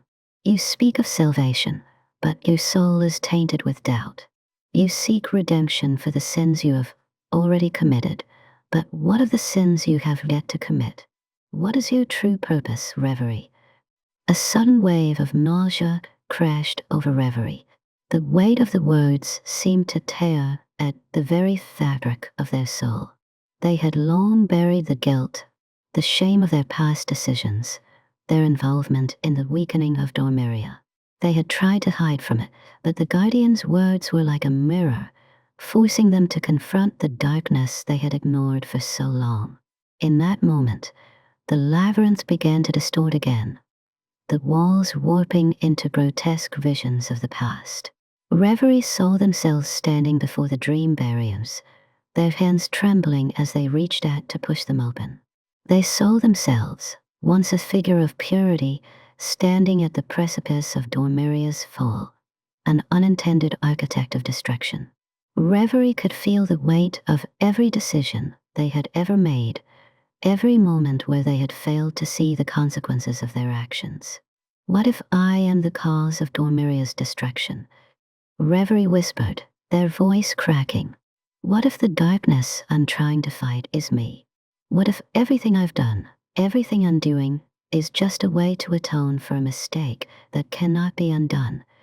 The labyrinth seemed to press in tighter, the walls contorting into images of despair. The echoes of their past sins twisted into monstrous shapes, haunting their every step. You were not always the same, Reverie, the guardian intoned, its voice both distant and close. You sought to protect, to safeguard the dreamers. But your fear, your pride, led you to a path of destruction. Can you truly face what you've done? Can you bear the weight of your past? Reverie's knees trembled. Their breath came in ragged gasps as they stared at the shifting, swirling visions of their own failures, the faces of those they had failed, the dreamers who had trusted them. Each face was a mirror of their own guilt, a reminder of the many ways they had faltered. How many had suffered because of their choices? How many dreams had been shattered under the weight of their mistakes? Noxara stepped forward, her voice cutting through the swirling chaos. Reverie, you can't let it break you. You've already faced this. You've already fought through the darkness. Don't let it control you now. But the Guardian's words held a deeper truth, one that Reverie could no longer ignore. What will you do, Reverie? Will you embrace the darkness within you, or will you find the strength to overcome it? The rift within Reverie deepened, the echoes of their past threatening to pull them under. The abyss whispered louder, more insistent. Let go, it hissed. Embrace the power within you. The Lattice Staff can be yours, and with it, you can bend the world to your will. You can remake it, reshape it, as you see fit. You are the only one who can save Dormiria, but only if you accept who you truly are. Reverie's mind was a whirlwind, the temptation of power gnawing at the edges of their thoughts. They wanted to scream, to deny everything, to push the whispers away. But the truth was undeniable. They had played a part in Dormiria's decline. They had shaped this world with their hands, and now they had to confront the consequences. Was their redemption truly possible? Or was this just the final test, a test to see if they could transcend their mistakes? The Guardian's eyes softened, the dreamscape around them momentarily stilling as it waited for Reverie's answer. Only you can decide, Reverie. Only you can face your fears, your doubts, your past. Will you break the cycle, or will you let it consume you? Reverie closed their eyes, the weight of the questions pressing down on them like a stone. They had to face this, had to confront the darkness within them. The guilt, the fear, the anger, it was all part of who they were. But it did not have to define them. I will face it, Reverie whispered, the words barely escaping their lips. I will face it, and I will make things right. The Guardian's form flickered, the dreamscape around them shifting once more. Then you are worthy, it declared. You may claim the Lattice Staff. But remember, its power is not a tool for salvation alone. It is a force of creation and destruction, and it will always reflect the heart of the one who wields it. The labyrinth dissolved, the oppressive weight lifting as the Guardian's presence receded. Reverie's eyes opened, and there, at the center of the now, still dreamscape, lay the Lattice Staff, its shimmering form bathed in a soft, radiant light.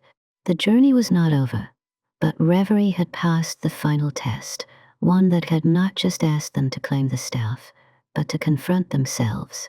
As Reverie reached for the Lattice Staff, they felt a surge of energy course through them, both terrifying and exhilarating. It was the weight of Dormiria's future, and it was theirs to shape. Chapter 13. The Trial of Shadows. Reverie stood in the height of a shadowed expanse, the air thick with an unnerving stillness. The labyrinth had dissolved, leaving them in an endless void, the kind of darkness that clung to the edges of the mind. Their hands still hovered over the Lattice Staff, its glowing form illuminating the abyss in sharp contrasts of light and shadow. But it was not the staff that held their attention now. It was the darkness itself, an oppressive, suffocating presence that seemed to warp and bend around them. The trial of shadows had begun. The ground beneath Reverie shifted, the once still void rippling like the surface of an unnaturally still pool disturbed by unseen forces. Then, from the very darkness itself, shades began to emerge, twisted, distorted figures that grew from the shadows, coalescing into forms familiar and alien all at once. Each figure was a version of Reverie, but not the one they recognized now. These were the faces of the past, distorted by regret, failure, and the choices that had led them to this point. Each version of themselves bore a hauntingly different expression, one of failure, of shame, of arrogance, each a reminder of a step taken off the true path. One version stood tall and proud, a gleam of arrogance in their eyes. It was the Reverie from before Dormiria had begun to unravel, before they had even truly understood the weight of their role in the dreamscapes. They wore a crown made of dreams, their smile one of certainty, but in their eyes was a darkness, a disregard for the consequences of their actions. Another Reverie, smaller and trembling, stood by the shattered dream barriers, the moment of their failure. This one was consumed by guilt, unable to look up, their hands stained with the invisible ink of regret, their posture slouched as though the weight of the world was too much to bear. This was the version of Reverie that had watched the dream barriers weaken, and had stood by, paralyzed by fear of what would happen if they failed to act. Then there was a third, an image that struck Reverie to their core. This version stood in the middle of a ruined dreamscape, their face twisted with rage. Their eyes burned with an intensity that spoke of desperation and pain. This Reverie had let their emotions take control, had made impulsive choices in a desperate attempt to fix what could not be undone. They had allowed themselves to be consumed by the abyss, the very thing they now feared. The abyss itself whispered from the shadows, its voice a soft, mocking tone. Do you see them, Reverie? Do you see what you've become? Each one of these is a reflection of your flaws, your failures. You've betrayed yourself, your world, and every dreamer who trusted you. This is who you really are. Can you face it? Can you accept that you are nothing but a fractured soul, forever broken by your past? Reverie clenched their fists, a familiar coldness creeping up their spine. The abyss's words stirred something deep within them, a surge of old guilt, regret, and fear that threatened to undo everything they had fought for. They felt the weight of each version of themselves, each mistake, each moment where they had failed, and the temptation to fall into the abyss, to surrender to the darkness, was stronger than it had ever been before. The versions of Reverie, the reflections of their past self, began to move. The arrogant version stepped forward, a mocking smile curling on their lips. You always believed you could save Dormiria, didn't you? But you were too proud, too naive to see the consequences. You thought yourself untouchable, above the repercussions of your actions. And now look at what you've done. The trembling version lifted their head, their eyes hollow, filled with sorrow. You were too afraid to act. You saw the cracks in the dreamscape, the weakening barriers, and you did nothing. You failed Dormiria before it even had a chance to fall. Your hesitation is your greatest sin. The raging version advanced, their gaze fierce, their hands clenched into fists. You let your anger take control. You were too eager to destroy what you could not understand. You thought you could fix things with your power, but You only created chaos. You let the abyss consume you, just as it has always consumed you. You are a failure, nothing more. Each of these versions of Reverie was a mirror, an echo of their darkest thoughts and feelings.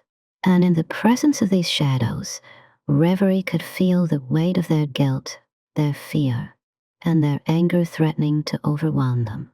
But then, something stirred deep within them, a flicker of understanding. These were not just their enemies. They were their own reflections, fragments of their soul that had been buried in shadow, hidden in denial, ignored for far too long.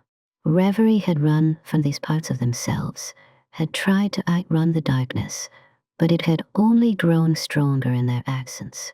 They took a step forward, their heart pounding in their chest. "You are not me," Reverie whispered, their voice trembling but steady. "You are the parts of me that I have tried to ignore, tried to bury. But I see you now. I see my flaws, my mistakes, and I accept them." The abyss recoiled, its whispers faltering for a moment. "You are weak. You cannot accept what you truly are. You are forever broken, forever fractured. You will always be torn between the light and the darkness." Reverie shook their head. "Maybe I will never be whole, but I don't have to be. I am who I am, and I am not defined by my failures. I've made mistakes, yes, but I will not let them destroy me." The shadows began to dissipate, their forms dissolving into nothingness.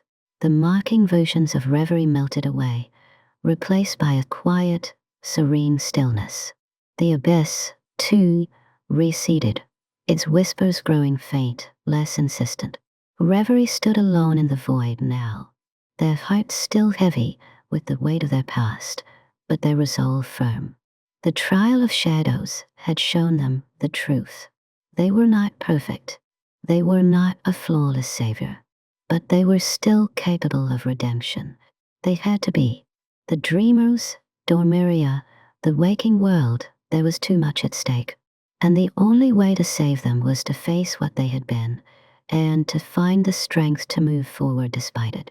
As Reverie lifted their hand and touched the Lattice Staff, they felt a pulse of power surge through them, a warmth that pushed back the lingering darkness. The trial had been passed, not by defeating the shadows, but by embracing them. They had acknowledged their flaws, their mistakes, and their role in Dormiria's fall. And in doing so, they had found a way to heal, not just the realm, but themselves. The staff hummed with energy, ready to help guide them forward. Reverie had faced the darkest parts of their soul, and though they knew their journey was far from over, they felt a flicker of hope for the first time in what seemed like an eternity. "I will make it right," Reverie whispered to the void, their voice resolute. "I will save Dormiria, and I will save myself." And with that, they stepped into the unknown, ready to face whatever trials awaited them beyond the shadows. Chapter 14. The Lattice Unveiled. The labyrinth had given way to something far more extraordinary, yet infinitely more dangerous. Reverie stood at the height of the ancient temple, their gaze fixed on the Lattice Staff. It was unlike anything they had ever seen. The staff was not a singular object, but an intricate, shifting structure, a living piece of both Dormiria and the waking world. It pulsed with energy, a symphony of glowing light, fractals, and geometrical shapes that constantly rearranged themselves, as if the very laws of reality were being rewritten at its core. It was both ethereal and tangible, its form translucent yet solid, like something born of pure thought and unshaped potential. Reverie could feel its power humming through the air, reverberating through every bone in their body, making their skin tingle with an intensity that bordered on pain. The air around them seemed to bend and twist, as though the staff were drawing in the very essence of the dreamscape, and the boundaries between reality and illusion were blurring. Every part of their being screamed for them to reach out, to grasp it, to use the power that surged within it. But even as Reverie felt the lure of its force, they could also sense the danger lurking within. The Lattice Staff was not merely a tool for healing. It was a bridge, a doorway, a conduit for something far greater than Reverie could comprehend. It was a connection between the dream realm and the waking world, a link between creation and destruction. It held the potential to unravel both realms or to bind them together in a new, unforeseen reality. For a moment, Reverie simply stood there, staring at the artifact. The weight of its potential was almost suffocating. Was this the solution Dormiria needed?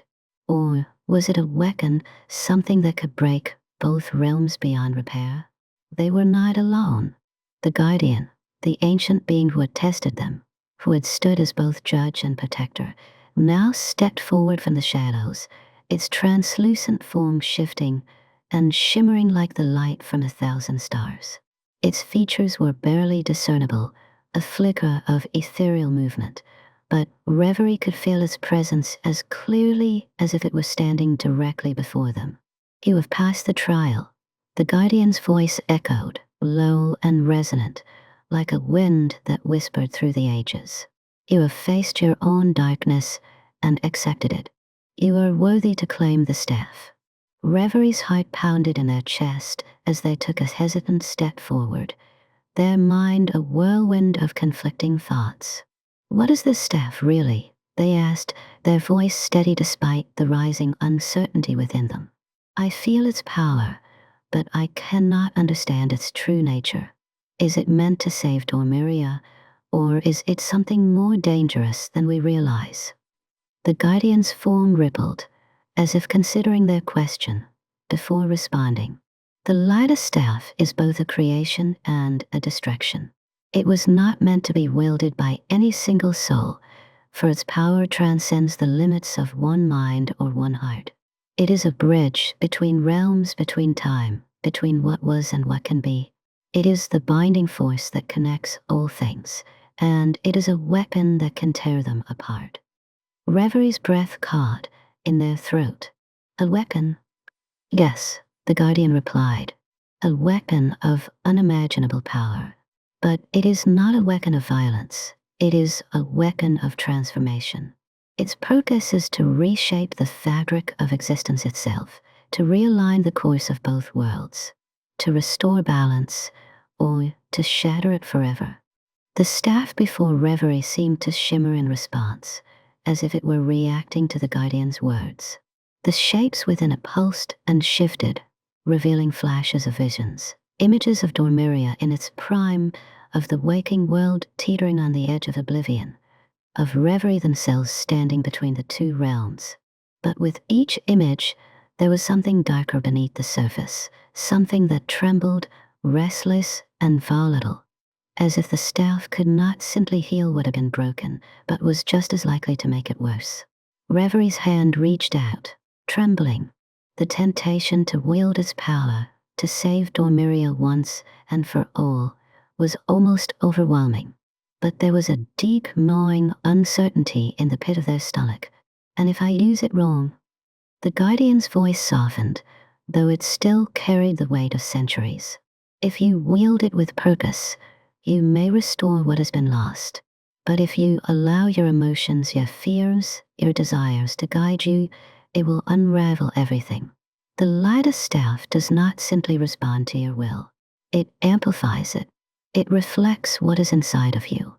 Reverie stood frozen, their mind whirling as the weight of those words sank in. The abyss, the dark resonance inside them, already lurked at the edges of their consciousness, whispering of power, of domination, of rewriting the rules of existence to fit their vision. Could they trust themselves? Could they wield such power without succumbing to the darkness that had haunted them for so long? Noxara's voice broke through Reverie's thoughts, her voice steady and calm despite the swirling uncertainty that surrounded them. "You can do this, Reverie.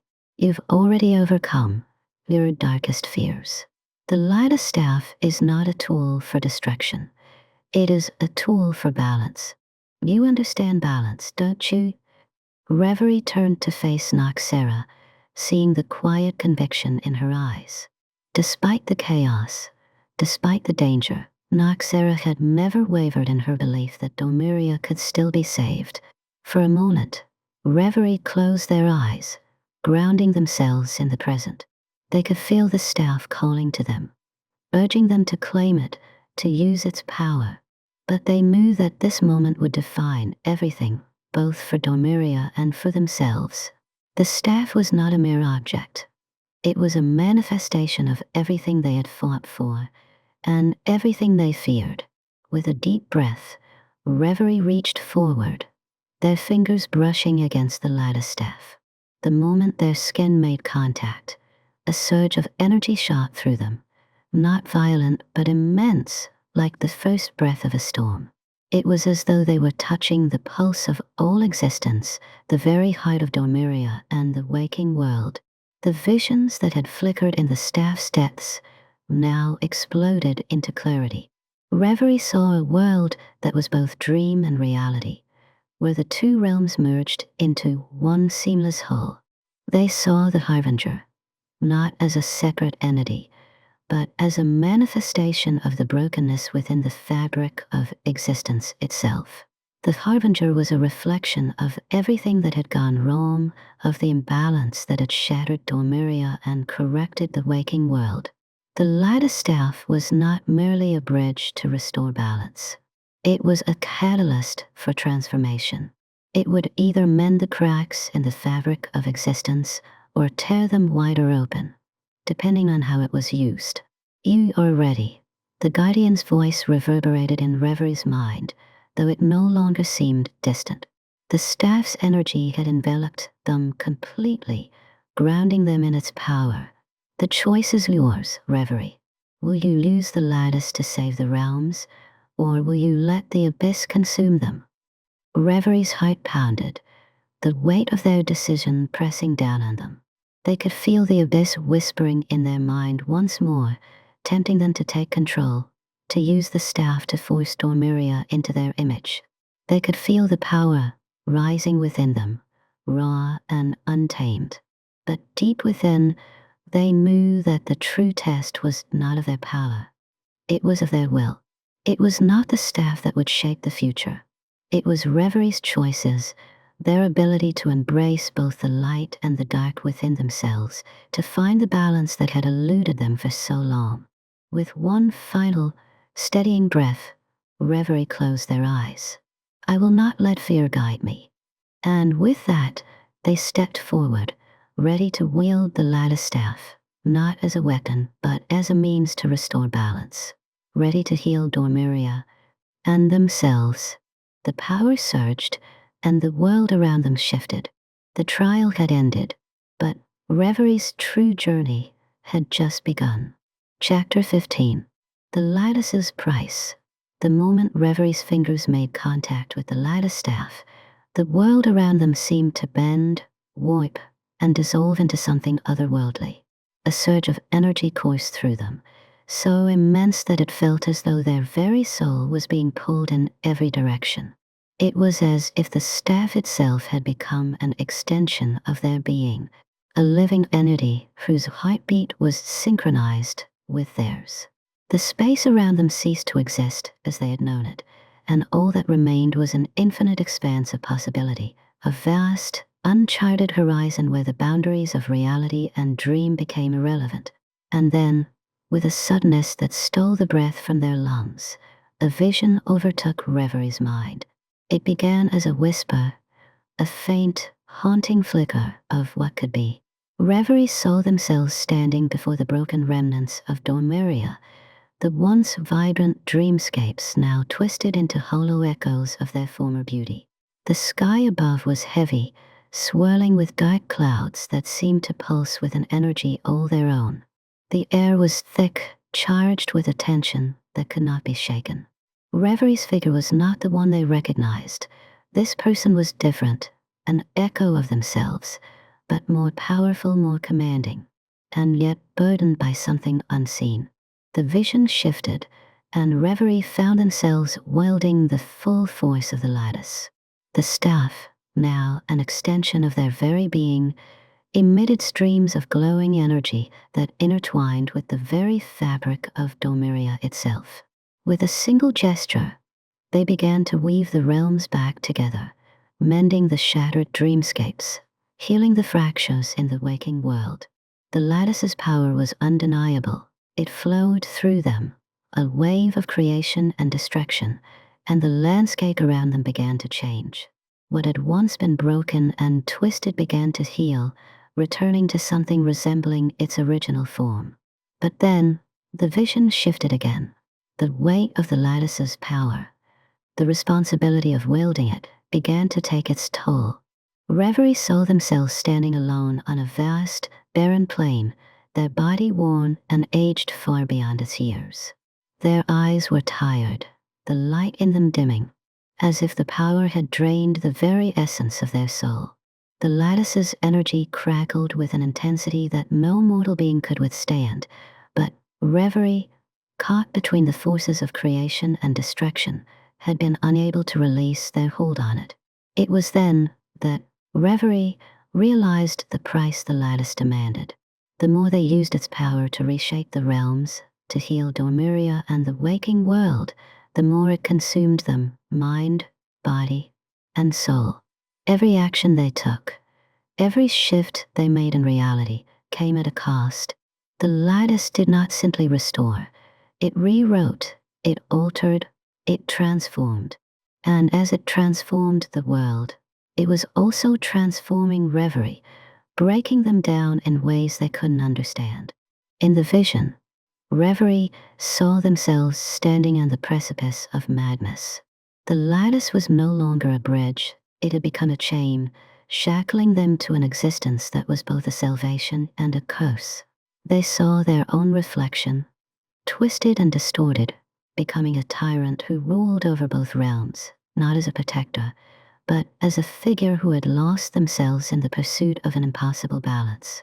In the absence of guidance, in the rush to restore everything that had been lost, they had become everything they had once feared. But the vision did not end there. The scene shifted once again, and Reverie saw themselves torn between two paths. On one side, the realms were restored to their former glory, dreams flourished, and the waking world prospered in harmony. But the cost of this harmony was unbearable. Reverie was a hollow shell of their former self, their mind shattered, their body frail, and their heart empty, drained by the relentless power of the lattice. On the other side, Reverie saw Dormiria and the waking world in chaos, fractured, destabilized, on the brink of collapse. Yet in this vision, they were whole. Their body was strong, their mind clear, and their spirit unbroken. They stood at the edge of everything, a figure of defiance in a world that was crumbling, refusing to allow themselves to be consumed by the lattice's hunger. The price of stability, the price of power, was their very soul. They understood then that the lattice did not care for balance. It was a force of inevitability, and it would exact its toll no matter what path they chose. Reverie gasped as the vision faded. The intensity of the lattice's power still vibrating in their mind, still humming in their body like the aftershocks of a storm. Their hand shook as they withdrew it from the staff, their mind reeling from the knowledge they had just gained. The lattice was both a savior and a destroyer, a force of creation and destruction, a power that could heal the worlds, but at an unimaginable cost. Reverie's heart raced as the weight of the decision pressed down on them. The vision had been clear. If they chose to wield the staff, they would not only save Dormiria but would also change themselves forever, sacrificing parts of their soul, their very essence, in the process. There was no such thing as a perfect balance. To save one world, another would be consumed. The whispers of the abyss, those dark, insidious voices that had always been with them, seemed to grow louder in the wake of the vision. They whispered of the power Reverie could wield, of the strength to reshape reality as they saw fit. They offered an alternative, a promise of domination over the realms, a promise that Reverie could control the lattice's power without losing themselves. It was the same temptation they had felt so many times before, the lure of absolute power, the promise that they could overcome the abyss if they just embraced it fully, if they allowed themselves to succumb to the darkness that had always lurked within them. But Reverie knew better now. The lattice did not bend to their will. It was a force that demanded sacrifice, and every choice would come with a cost. No matter what path they took, they would be irrevocably changed. Noxara stood beside them, her face unreadable as she observed the staff, her eyes darting between Reverie and the artifact. She could sense the gravity of the moment, the tension in the air. "What did you see?" she asked, her voice low. Reverie took a deep breath, their hearts still racing. The weight of their decision felt heavier now than ever before. "I saw what the lattice can do. It can save both realms, but at a cost. The power it gives will consume me. I'll either be a hero or a villain, but never both. To restore Dormiria, I'll lose myself." Noxara's expression softened, but there was no pity in her gaze, only understanding. "It's a price we all pay, Reverie. The greater the power, the greater the cost. But it's your choice, and your choice alone. You are the only one who can decide whether the price is worth it." Reverie turned to face the lattice once more, their hands still trembling from the vision they had seen. The path ahead was uncertain, the consequences dire, but they knew that the decision could not be taken lightly. This was not just about saving Dormiria, it was about saving themselves. They had come so far, had endured so much, and now they were standing on the edge of something far greater than they could comprehend. The lattice could be the key to healing both realms, but to wield its power would be to risk everything they had fought for. Reverie closed their eyes and took one final, steadying breath.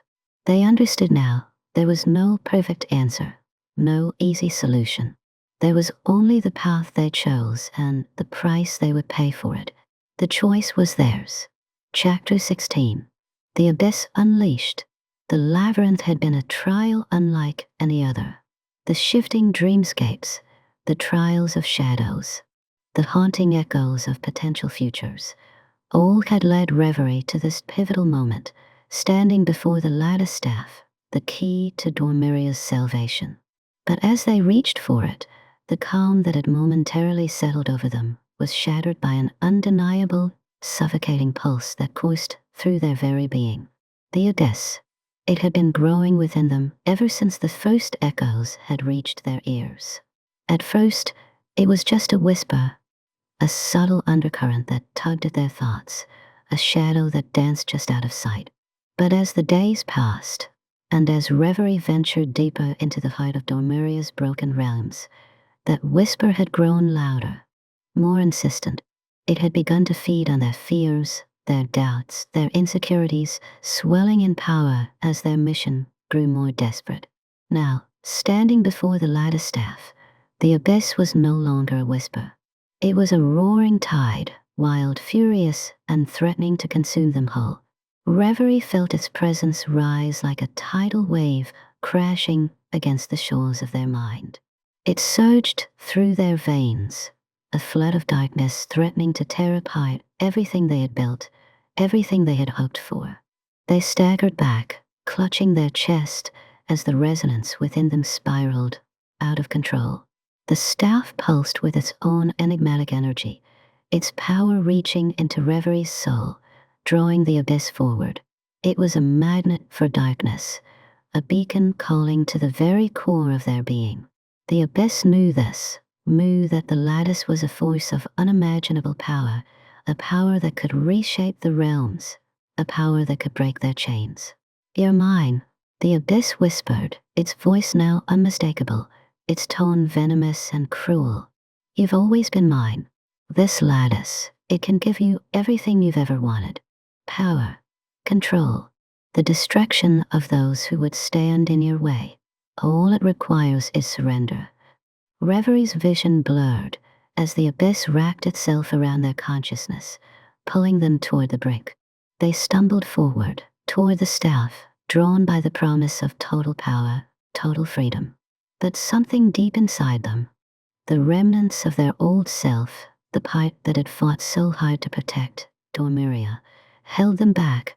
They were at the precipice, and the choice before them was clear. Wield the Lattice Staff, risk unleashing the full force of the abyss, and let it consume them entirely, or leave the staff behind and face the Harbinger with only their fractured, imperfect strength. The thought of facing the Harbinger without the lattice was terrifying. Without its power, Reverie knew they were at a severe disadvantage. The Harbinger's strength had been growing, fueled by the fractures in Dormiria and the damage done to the dreamscapes. The very foundation of the realms was crumbling, and every moment of hesitation brought the world closer to collapse. Reverie had witnessed the Harbinger's ability to warp the dreams of others, to twist them into nightmares. Could they even hope to stand against such a force without the lattice? But the abyss, the seductive whisper in their mind, was a constant reminder of what they would lose. Every time they reached for the lattice, the pull of darkness became stronger, and with it, the growing fear that they might lose themselves entirely in the process. The lattice was a weapon, a tool that could shape the realms as Reverie saw fit, but it was also a force that could warp their very soul. It was the ultimate test of control, of willpower. Every moment they wielded its power would push them closer to the edge, and once they crossed that line, there would be no return. The abyss would claim them fully, and with it, the last vestiges of their humanity. You can rewrite the world, Reverie, the abyss whispered again, its voice dripping with honeyed promises. You can destroy the Harbinger, reshape Dormiria in her image, and finally, at last, be free from the chains of your past. All it requires is surrender. All it requires is you. Reverie's breath came in shallow gasps as they stood there, caught in the grip of indecision. The weight of the decision was unbearable. If they used the staff, they could potentially undo the damage done to Dormiria, restore the dreamscapes, and even stop the Harbinger. But at what cost? The more they gave into the lattice's power, the more the abyss would seep into their very soul, eroding who they were, leaving nothing but an empty shell, a hollow vessel for destruction. But to walk away now, to abandon the lattice, would mean facing the Harbinger alone, with nothing but their fractured power to rely on. Could they stand against the growing storm of chaos? Could they hold on to their sanity, their identity, while the world collapsed around them? It felt as though the world itself was collapsing in on Reverie. Time seemed to stretch, each second dragging like an eternity. The whispers of the abyss grew louder, more demanding, filling every corner of their mind, drowning out all other thoughts. Reverie was drowning, suffocating under the weight of their choices. You cannot escape me, the abyss hissed, its voice sharp like the edge of a blade. There is no other way. Embrace me, and you will be unstoppable. Embrace me, and you will become the ruler of all realms. You can save Dormiria, and you can reshape the waking world. You can have everything you desire, if only you yield.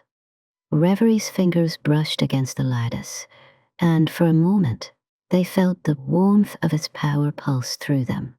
It was intoxicating, a feeling of power and clarity that had eluded them for so long. It was a promise. No, it was a guarantee that they could reshape reality itself, bend it to their will. But then, just as quickly, the warmth turned cold, as the full weight of the abyss's influence rushed forward, drowning Reverie's thoughts with images of destruction, images of worlds warped beyond recognition.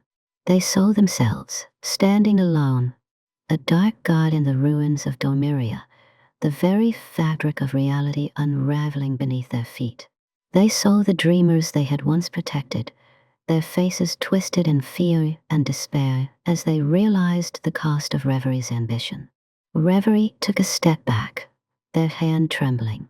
No, they whispered to themselves, I will not be consumed. The abyss howled in fury, a violent storm crashing against the walls of their mind, but Reverie stood firm. They could feel the lattice's power still surging within them, beckoning them to wield it, to become the master of all realms, but they refused to let it break them. Reverie turned away from the staff, their heart heavy with the weight of their decision. The path ahead was uncertain, fraught with danger, but it was the only path that would allow them to retain their humanity. They could not allow themselves to be consumed by the abyss. Not again. "I choose to fight," Reverie said, their voice resolute. "I will face the Harbinger with the strength I have left. I will not become the very thing I've fought against." With one final glance at the lattice, Reverie turned and walked away, leaving the staff behind. The abyss raged within them, but they would not succumb. Not now, not ever. They had made their choice, and with it, they took their first step toward a future that was still uncertain, but one that was theirs to shape. Chapter 17. A Choice of Fate. Reverie stood on the precipice of destiny, the weight of their decision pressing down on them with the force of 1,000 crashing waves. Before them lay the Lattice Staff, its intricate design pulsating with an ancient energy, the promise of unimaginable power humming in the air. Its presence felt like a gravitational pull, urging them to reach out, to claim it as their own. But in their heart, a storm raged, an inner battle that threatened to consume everything they had fought for. The abyss, once a subtle whisper, now roared within their mind, an all-consuming force desperate to claim their soul. Reverie could feel its tendrils wrapping around their consciousness, drawing them closer to the staff. The temptation was unbearable. The staff was the key to the power they needed to defeat the Harbinger, to restore Dormiria, to finally free the dreamers from their torment. It could all be within their grasp, if only they would surrender. But at what cost? Every instinct told them that wielding the lattice would change them forever. The abyss had already tried to consume them once, turning them into something unrecognizable. To accept the lattice was to risk losing themselves entirely, to let the darkness within swallow them whole. Reverie had seen the twisted futures, the echoes of their own potential destruction, the visions of a world shattered by their own hands. Could they bear the weight of such power? Could they wield the lattice with that becoming the very thing they had been fighting against? The question hung in the air, like a blade poised to fall. It was a choice that could alter the fate of both realms, Dormiria and the waking world. To use the staff was to embrace a potential future where they could reshape everything, restore balance, and end the Harbinger's reign. But it could also be a path to ruin, to a world ruled by an all-consuming darkness. And if they failed, if they lost control, the consequences would be catastrophic. The alternative was just as grim. To turn away from the lattice, to deny its power, was to face the Harbinger without the strength they so desperately needed. They could already feel the weight of the impending battle, a battle where every moment would count. The dreamers of Dormiria were on the edge of annihilation, and the Harbinger's influence grew stronger with each passing day. Could they afford to be weak? Could they stand against such a force with only their fractured abilities? The voices in Reverie's mind were now at war. The abyss, ever insistent, promised them control, power, and victory. It offered the certainty of success, a future where they could bend the realms to their will. But there was another voice, a quieter one, a voice that had always been with them, buried beneath the darkness. It was the voice of their true self, the part of them that had always fought to protect others, the part that had fought against the very forces of chaos and destruction. It was the voice of hope, of resilience, of redemption. You don't have to become the darkness, it whispered, soft yet firm. You don't have to lose yourself. You can still choose to fight with what's left of you, with the strength you've always had. You are not alone. Reverie closed their eyes, fighting to quiet the raging storm inside. They could hear the soft flutter of the fireflies, the shimmering glow of Solace's presence just beyond the veil of their thoughts. The swarm, once a symbol of their inner balance, was now a reminder of the fragile hope they had left. Solace had been there through every trial, guiding them when the darkness threatened to overwhelm. But would it be enough now? Could they fight the Harbinger with only the remnants of their broken self? "I've made too many mistakes," Reverie murmured, their voice trembling with uncertainty. "I've already failed Dormiria once. How can I expect to be the savior they need?" The staff pulsed again, louder this time, a beacon of power, a siren call that promised an end to the suffering. Reverie's fingers twitched, aching to reach out, to grasp the lattice and end it all, end the torment and the struggle, and finally take control. But the abyss was right there, pulling them toward the brink. It would be so easy to give in, to let the darkness take them, to use the lattice as a weapon of destruction and reign supreme over the dreamscapes. Yet, deep within, Reverie knew that was not the answer. The path of power, the path of the abyss, would only lead to more destruction, more loss. They had seen the future, had seen themselves as a tyrant, a force of unchecked chaos, wielding the lattice with reckless abandon. That was not the person they wanted to be. That was not the person they were meant to be. But could they really do it? Could they really walk away from the lattice, from the only chance to defeat the Harbinger and save Dormiria? Could they face the future without the strength the staff promised? A sharp, sudden pain coursed through Reverie's chest, a reminder of the weight they carried, the pain of their past, the guilt of their role in Dormiria's slow decay, the mistakes they had made, the broken promises. And yet, beneath that pain, there was something else, a flicker of light, a sense of purpose that had always been with them, even in their darkest moments. Reverie took a deep breath, steadying themselves. The choice was theirs, and theirs alone. They could not allow the abyss to decide their fate. They could not allow fear or guilt to guide them. This was not about saving Dormiria at any cost. It was about doing what was right, about preserving their humanity, their integrity. "I choose to fight," Reverie whispered to the emptiness, their voice steady now, filled with a quiet resolve. "I will not become the darkness." With that, they turned away from the staff, taking one last lingering look at the shimmering power that could have been theirs. The abyss raged within them, but Reverie held firm.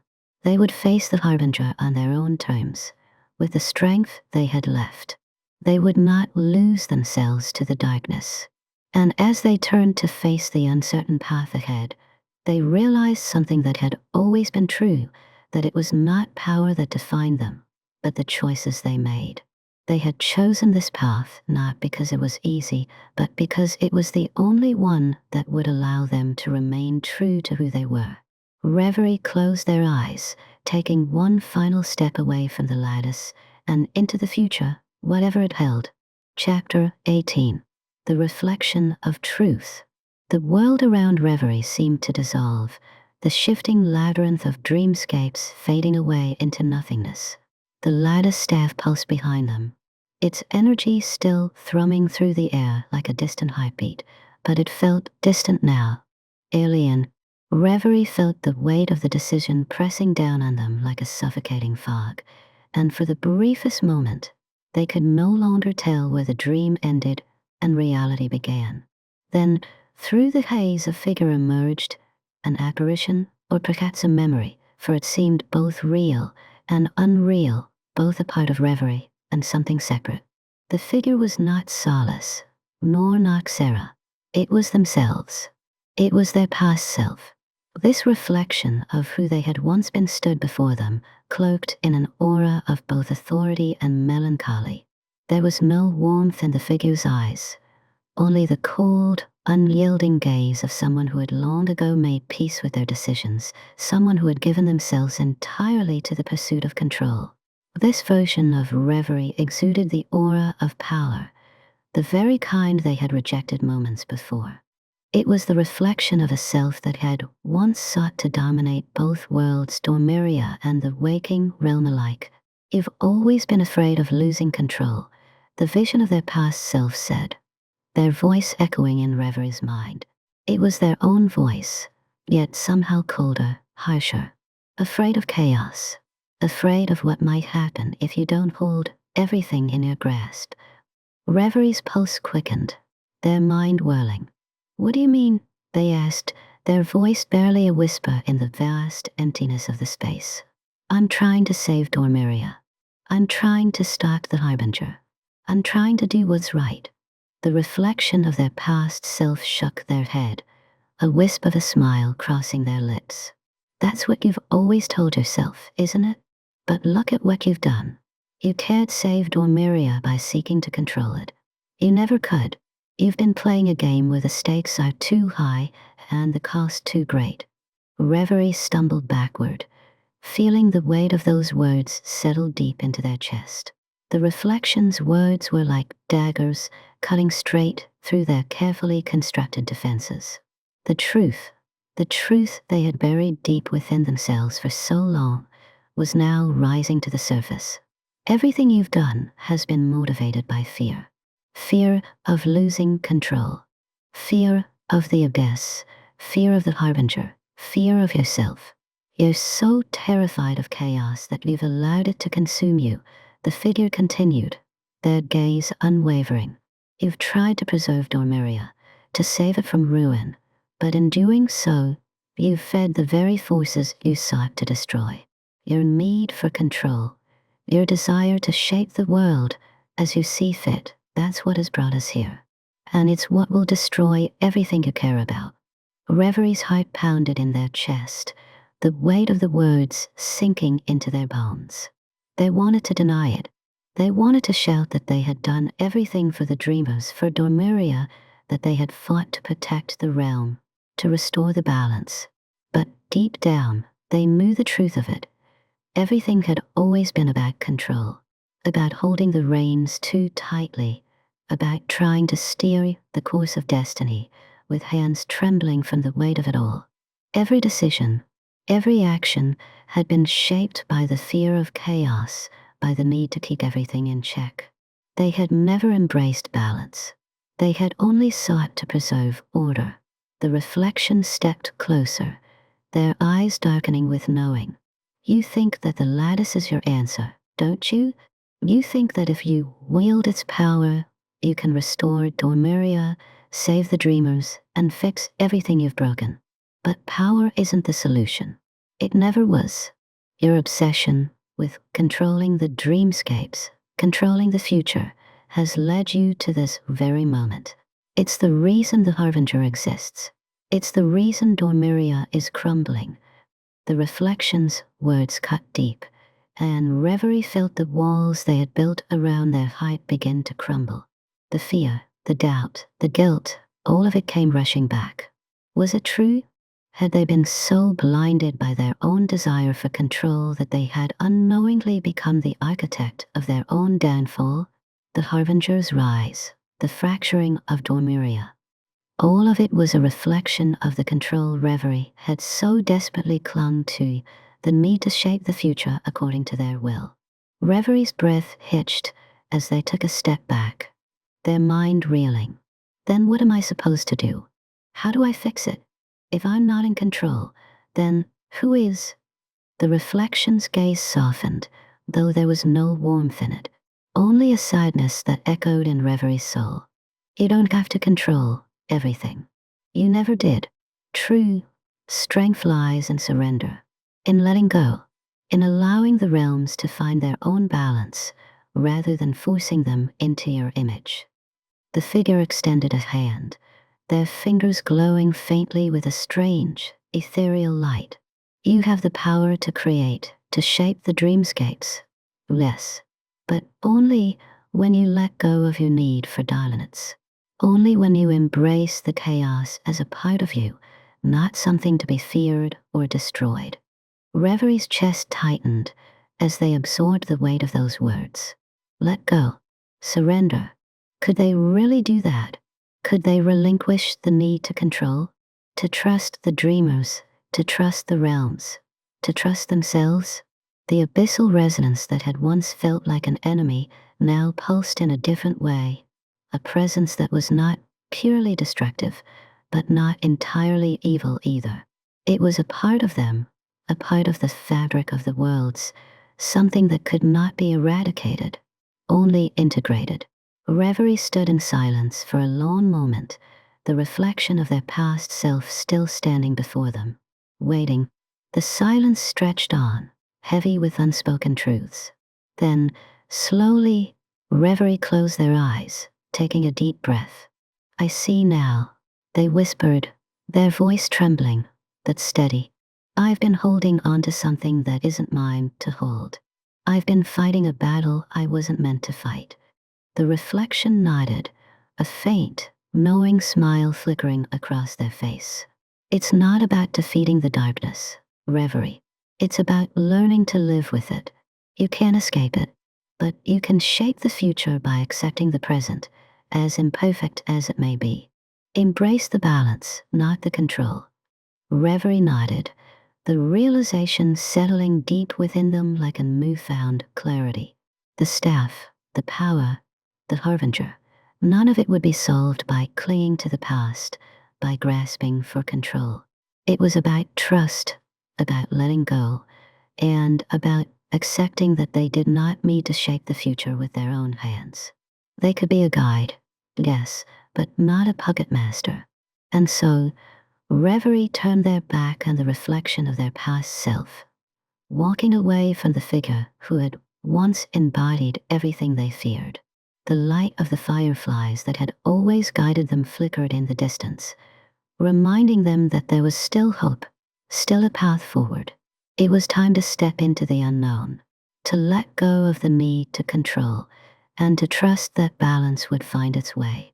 The abyss still echoed within them, but this time, Reverie no longer feared it. For the first time in a long while, Reverie felt free. Chapter 19, Noxara's Revelation. The labyrinth's walls began to shift, their once familiar contours twisting into new shapes, as if the very space was reacting to Reverie's moment of clarity. The Lattice Staff, now securely in their hands, thrummed with energy, its power mingling with the chaotic resonance that pulsed from within them. Reverie felt it, this new understanding, this release of control, but as they looked toward the path ahead, they were not alone. Noxara stood beside them, her expression unreadable.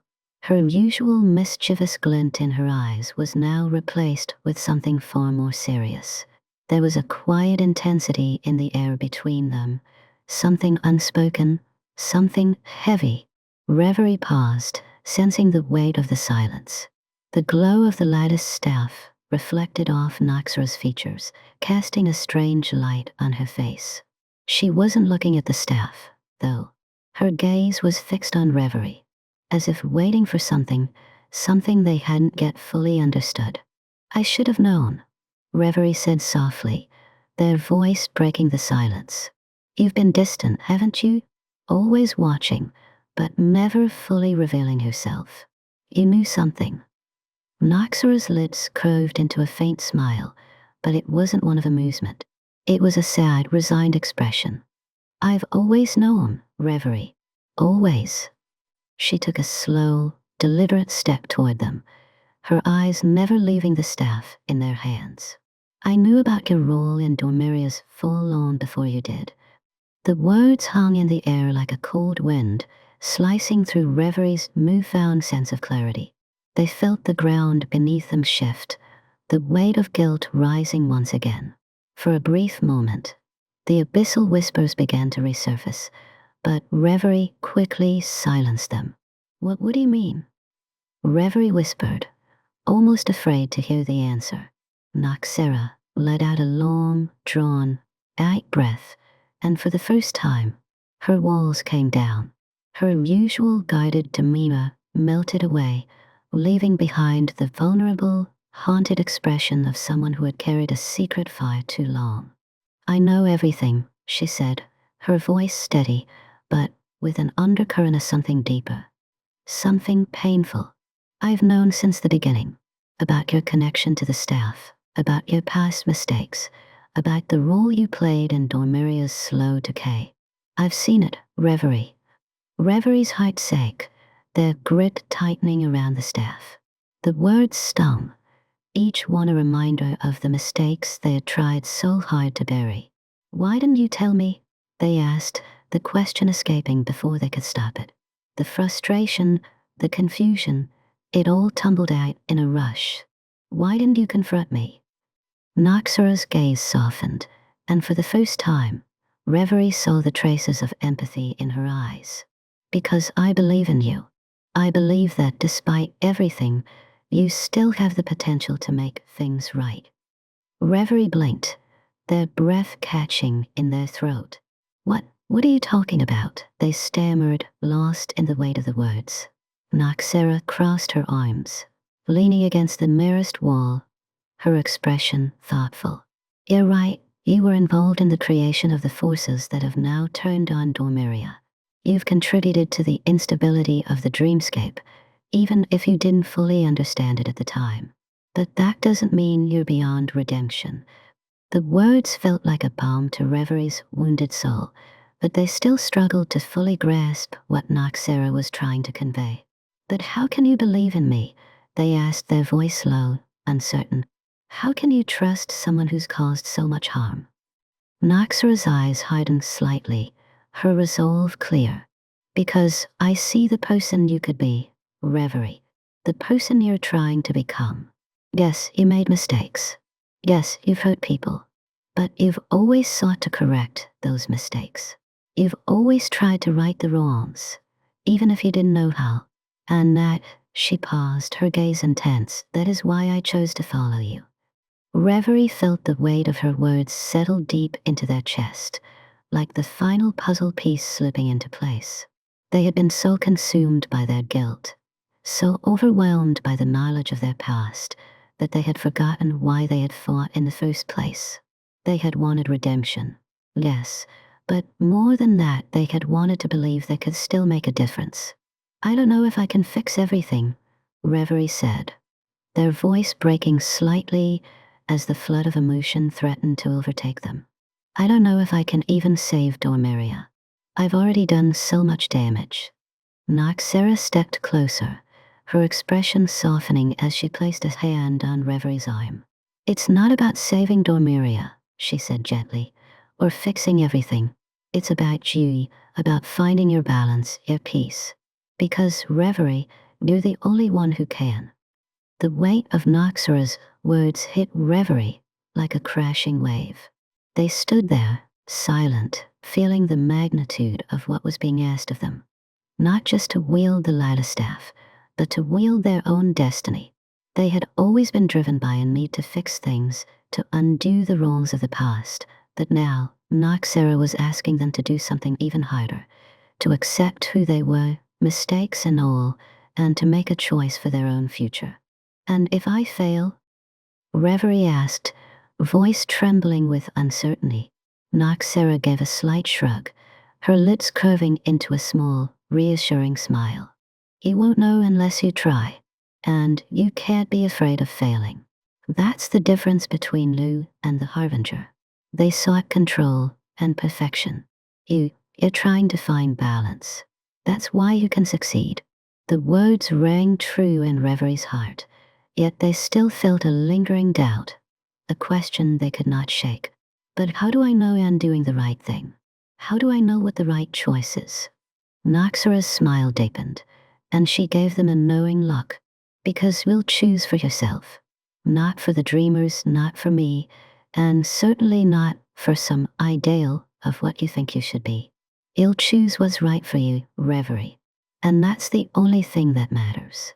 Reverie looked down at the Lattice Staff, its form still pulsing with potential, but now it felt different in their hands.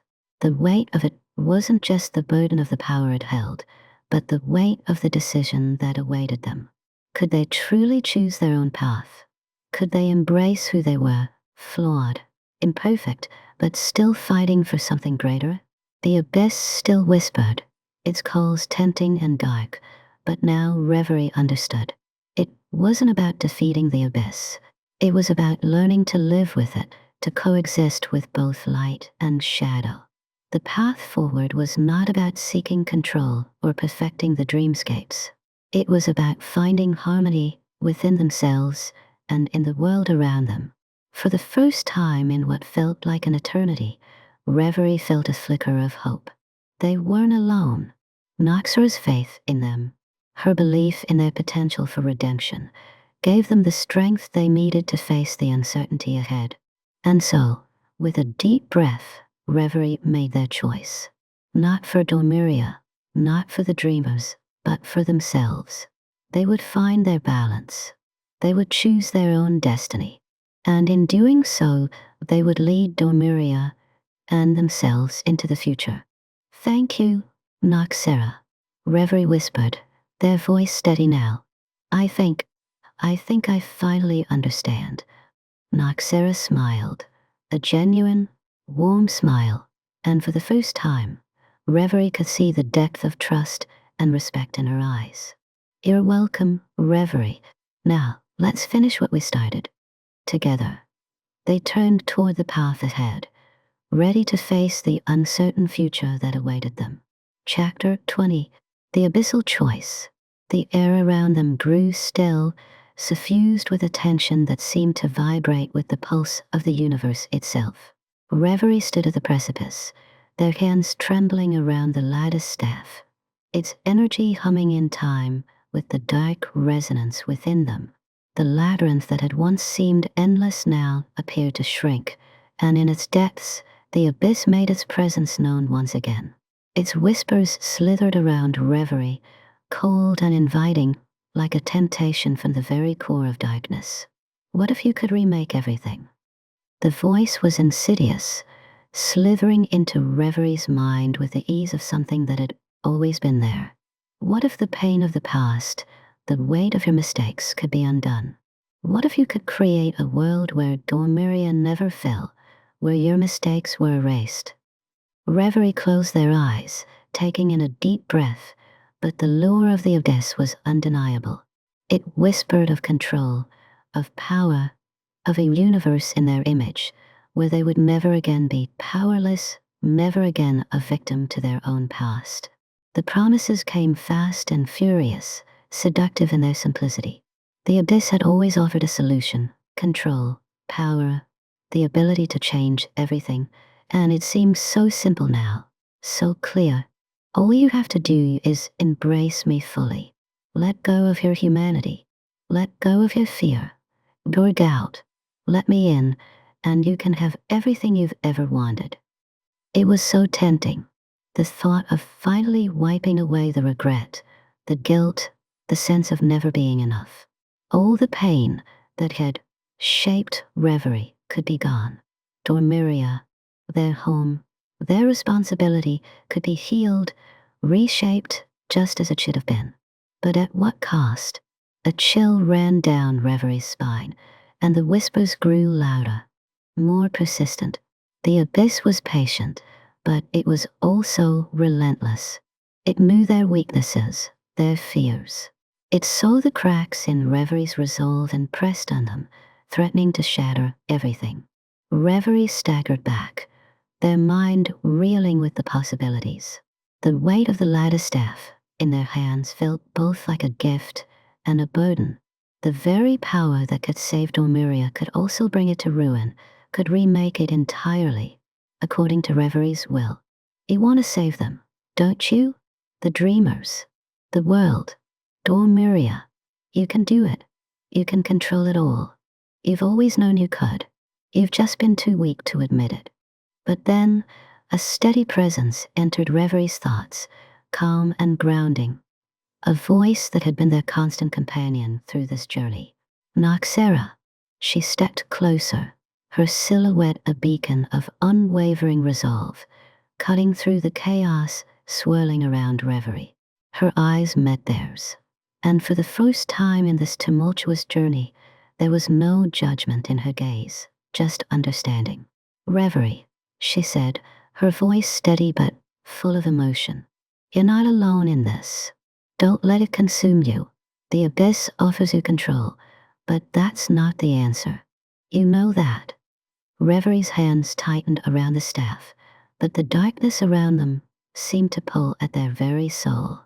The whispers called louder now, clawing at their resolve. They could feel the abyss growing within them, threatening to overtake their thoughts, their sense of self. "Noxara, I can save everything. I can fix all the damage, make it right.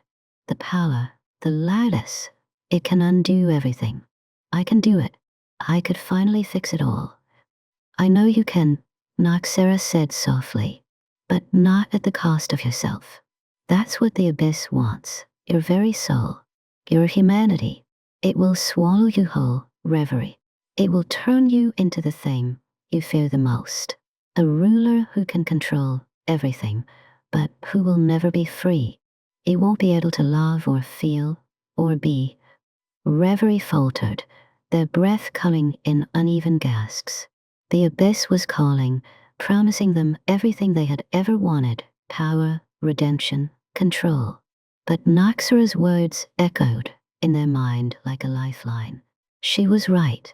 The abyss wanted to strip them of everything that made them human, the very essence that connected them to Dormiria, to the dreamers, to their world. The realization hit Reverie like a wave. They had been chasing control for so long, trying to fix everything, trying to make the world just as they thought it should be. But control was never the answer. It had never been. The truth was harder to accept than any temptation the abyss could offer. The world would never be perfect. It was never meant to be, but it was still worth fighting for. Because that fight, that struggle to understand, to learn, to grow, that was what made them who they were. Reverie looked down at the Lattice Staff, its glow pulsing with raw energy, yet it no longer felt like salvation. It was a tool, not a savior. They had to choose how to wield it, not allow it to wield them. "I don't want to be controlled anymore," Reverie whispered, the words trembling with a deep sorrow they had not allowed themselves to feel until now. "I want to choose. I want to choose who I am. I don't want to erase the pain, but I want to learn from it. I want to move forward." Noxara's face softened, her eyes filled with pride. "That's what makes you who you are, Reverie. The choice you make now is the one that will define you, not the lattice, not the abyss, but you. Embrace your humanity, your flaws, your hope. That's where your strength lies." The abyss roared in frustration, its whispers turning into a deafening cacophony. It tried to seduce them again, promising power beyond comprehension. But Reverie was no longer listening. They closed their eyes, taking a slow, steady breath, and when they opened them again, they were resolute. The Lattice Staff glowed brighter, responding to their new resolve, and the pull of the abyss began to recede. "Goodbye," Reverie said, their voice firm. "I choose my own path." The abyss screamed in fury, but its voice grew faint, dissolving into nothingness as Reverie turned away, walking into the light of their choice.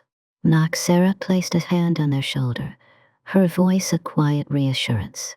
"You did the right thing. The world will be better for it."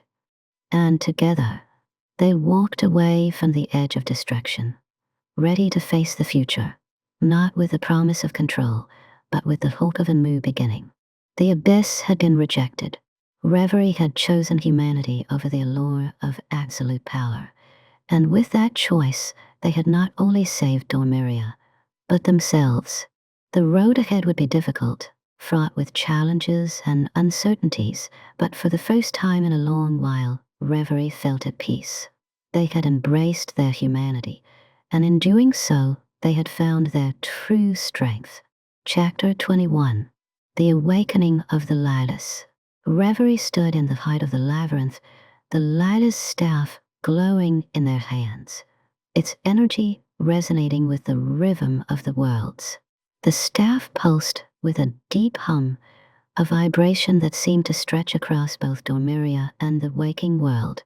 It was both an anchor and a conduit, bridging the two realms, but it was fragile, as if the very fabric of reality itself could tear with the slightest wrong move.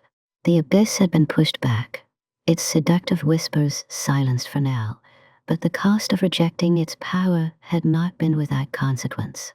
Reverie felt the weight of their choice. There was a deep emptiness, a hollow space inside them, where certainty used to dwell. The memories of their past, of their journey, of Dormiria's fall, even of their own self, began to slip through their grasp, like sand through fingers. They could feel the connection to the Lattice Staff pulling at their consciousness, reshaping them even as they sought to reshape the worlds around them. Balance. That was the key.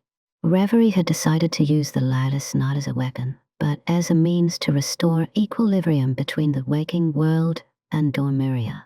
The staff was both the catalyst and the force of this fragile balance.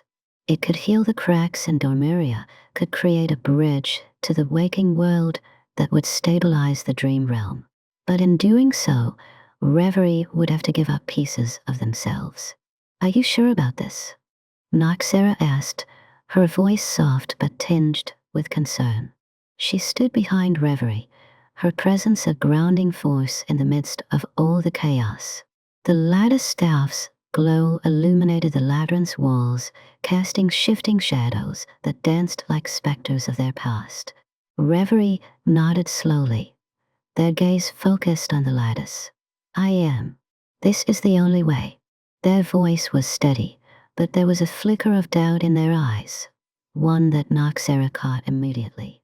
I won't pretend to understand everything, Reverie, Noxara continued, but I do know this. Whatever happens, you're not alone in this.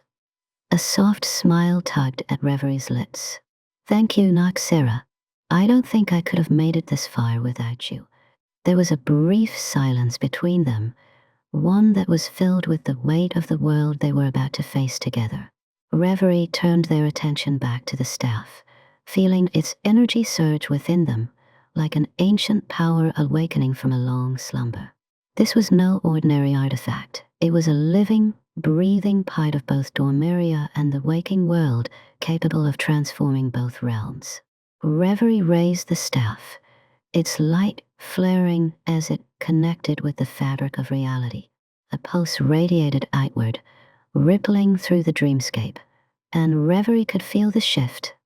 The dream world responding to the staff's power. Dormiria was beginning to stabilize, its once shattered dreamscapes slowly knitting together, the cracks mending one by one. The rifts between the realms, the tears that had allowed the abyss to creep in, began to close. It was working, but as the dreamscapes began to stabilize, Reverie felt something within themselves shift as well. The staff's energy was demanding something from them. A price. The memories that had once been vivid and clear began to fade, like mist burning off in the morning sun. Reverie's own identity felt like it was slipping away, with pieces of their past scattering like forgotten dreams. They tried to hold on to them, to cling to the fragments of their own life, but the staff was unforgiving in its demand. The cost of balance. Reverie had known that there would be a price, but the true nature of that price was more personal than they had expected. With each passing moment, memories of their earlier years began to dim. Faces they had once known, places they had once been, all began to blur. They could still feel the weight of their past, the guilt, the loss, the mistakes, but the finer details of those memories were becoming distant echoes. The more Reverie reached for them, the more they slipped away. It was a disorienting feeling, one that made Reverie's heart heavy. Who am I if I lose all of this? Their past had shaped them, had led them to this moment, yet now it felt like it was slipping through their fingers beyond their control. Noxara sensed the shift in Reverie's demeanor and stepped forward, her voice full of quiet concern. Reverie, what's happening? You're fading. I can feel it, Reverie whispered, their voice tight. The staff, it's taking my memories. The price for restoring balance is more than I anticipated. Noxara's expression hardened, but she said nothing. She knew better than to question Reverie's decision. She had witnessed their struggle, had seen the weight Reverie carried for Dormiria and the waking world. But seeing the cost now, seeing Reverie begin to unravel, filled her with an unbearable ache. What's it like? Noxara asked softly, as if afraid that speaking too loudly might disrupt the fragile balance Reverie had created. It's like watching yourself from the outside. You know who you are, but you don't remember why. You remember the pain, the loss, but not the moments that defined you. It's Reverie faltered, struggling to put their emotions into words. It's terrifying. The Lattice Staff's glow intensified, swirling around Reverie in waves of power. But the more the staff healed Dormiria, the more it consumed them. The weight of the decision was becoming unbearable. Reverie felt themselves pulled in two directions, the desire to restore balance, and the dread of losing everything they had fought for, their identity, their purpose, their memories. You don't have to do this, Noxara said, her voice tinged with desperation. You can stop. We can find another way. Reverie's hand tightened around the staff, the power surging through them. I can't start now. Not when it's working. Dormiria needs this. The world needs this. Noxara's gaze softened, and for a moment, Reverie saw the woman they had come to trust, her unwavering strength, her quiet determination. And yet, there was something else in her eyes now, concern for Reverie's well-being, an unspoken bond that had formed between them over the course of their journey. I know, Noxara whispered, but I'm scared for you. Reverie felt a pang of guilt in their chest. They wanted to reassure Noxara, to tell her that they were fine, that they could bear the cost. But the truth was, they weren't sure they could. They had spent so much time focused on saving the dream realm, on righting their wrongs, that they had neglected the very thing that made them who they were, their connection to their own past, their own humanity. The staff's energy surged once again, and with it, the final ripple of change coursed through Dormiria. Reverie's breath caught in their throat as they watched the dreamscapes stabilizing before them. The cracks in the realm were closing, the rifts healing. For all the personal cost, they had done it. They had restored balance. But as they looked around, a strange emptiness filled them. They couldn't quite place it. Faces that should have been familiar seemed like distant memories, figures from their past who felt like strangers now. The pain of loss was there, but without the memories to anchor it, it seemed less real, less tangible. Who had they been before this? Reverie's hands shook as the Lattice Staff began to settle, its power ebbing. The immediate threat to Dormiria had been quelled, but Reverie felt like they had lost something far more significant than the Abyss's grip. They had given so much to restore balance, but in doing so, they had lost the very memories that had made them whole. They stood there for a long time, staring into the shifting dreamscapes, unsure of who they were now, but knowing that Dormiria was stable, for now, and that perhaps was enough. Chapter 22. The Cost of Power. Reverie stood motionless at the center of the newly stabilized dreamscape, their hands still gripping the Lattice Staff, its energy now quiet, its glow dimming in a soft, lingering hum. The dream realm, once teetering on the brink of annihilation, now lay in a delicate equilibrium. The cracks in Dormiria had sealed, the rifts between realms closed, and for the first time in what felt like an eternity, the realm of dreams seemed to breathe with a fragile peace. But as Reverie allowed themselves to relax, as the tension in their shoulders eased, the weight of the moment pressed down upon them. The staff's power had been both a blessing and a curse, a means of saving Dormiria, yet at an unfathomable cost. Reverie could feel it now, deep within their bones. The cost of wielding the Lattice Staff had not only been the stabilization of Dormiria, but a loss far more profound, one that could not be quantified, one that could not be undone. The very fabric of who they were had been altered. The memories that had once been vivid, the connections to their past, faces, places, emotions began to fade. They could still remember their purpose, their mission, but the finer details, the moments that had shaped them as a person, seemed distant, like fragments of a dream slipping away on the edge of consciousness. Reverie could still feel the remnants of who they had been, but they no longer recognized themselves fully. With every passing second, the loss grew clearer. It wasn't just the memories of their journey, nor the faces of their companions. It was something deeper, something fundamental about their essence. The lattice had demanded more than their memories. It had claimed a part of their spirit, their core self, in exchange for its power. It was a cost that could never be repaid. Reverie let out a shaky breath, stepping away from the staff, the weight of their decision crushing down on them. Was it worth it? The staff's power had stabilized Dormiria for now, but it had taken its toll. Dormiria was no longer in immediate danger. Its dreamscapes mended, its energy no longer torn by the Harbinger's influence. The rift between the waking world and the dream realm had been sealed. But Dormiria's salvation came at a price, one Reverie could not ignore. Noxara, who had been silent throughout the process, stepped cautiously toward Reverie. Her sharp eyes studied Reverie's face, searching for any sign of the person she had come to know. She had witnessed the trials, the anguish, and the strength Reverie had shown. But now, as they stood in the aftermath of the Lattice's power, Noxara could sense the profound change in them. Reverie, Noxara's voice broke the heavy silence. There was concern in her tone, but it was tempered with a quiet understanding. She had seen how much Reverie had sacrificed to make this happen.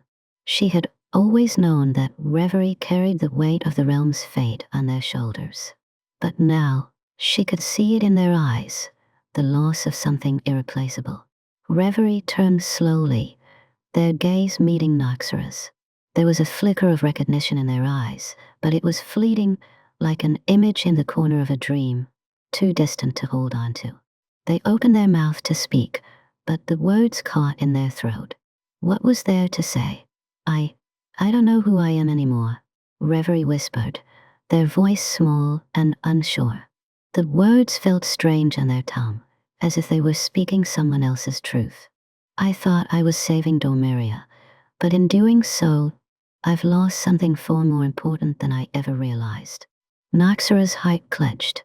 She had never seen Reverie like this, vulnerable, broken, unsure. There had always been an air of resolve about Reverie, a strength that seemed unshakable.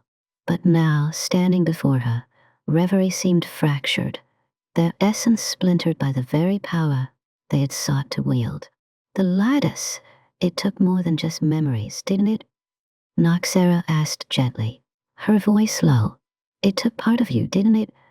Reverie nodded, the truth sinking deep into their chest like a weight they could no longer carry. Yes, it wasn't just my memories. The staff, it didn't just reshape Dormiria, it reshaped me. I can feel it, my essence is different now. And I don't know if I'll ever be whole again. Noxara stepped closer, her presence a comforting warmth in the face of Reverie's loss. You saved Dormiria, she said softly, placing a hand on Reverie's shoulder.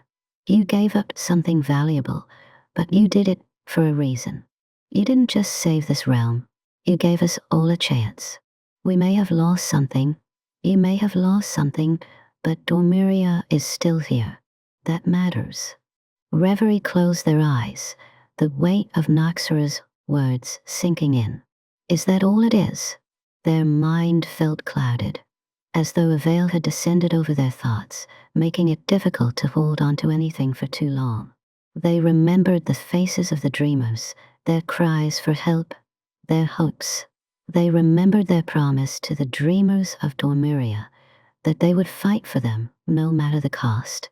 But as they stood there, surrounded by the mended dreamscapes, Reverie couldn't shake the gnawing emptiness that lingered. Dormiria was saved, but they no longer felt like the person who had sworn to protect it. Their connection to the realm felt distant, like a faint echo of a once vivid dream. What happens now? Reverie asked, the words heavy with uncertainty.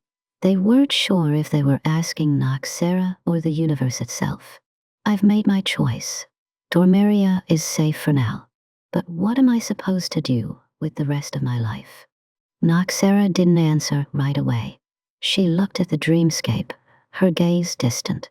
I don't know, she said quietly. But I do know one thing. You don't have to carry this burden alone. We're all changed by this. But we can walk forward together. You don't have to have all the answers, Reverie. Not yet. Reverie felt a flicker of something that felt almost like hope. They had walked this path alone for so long.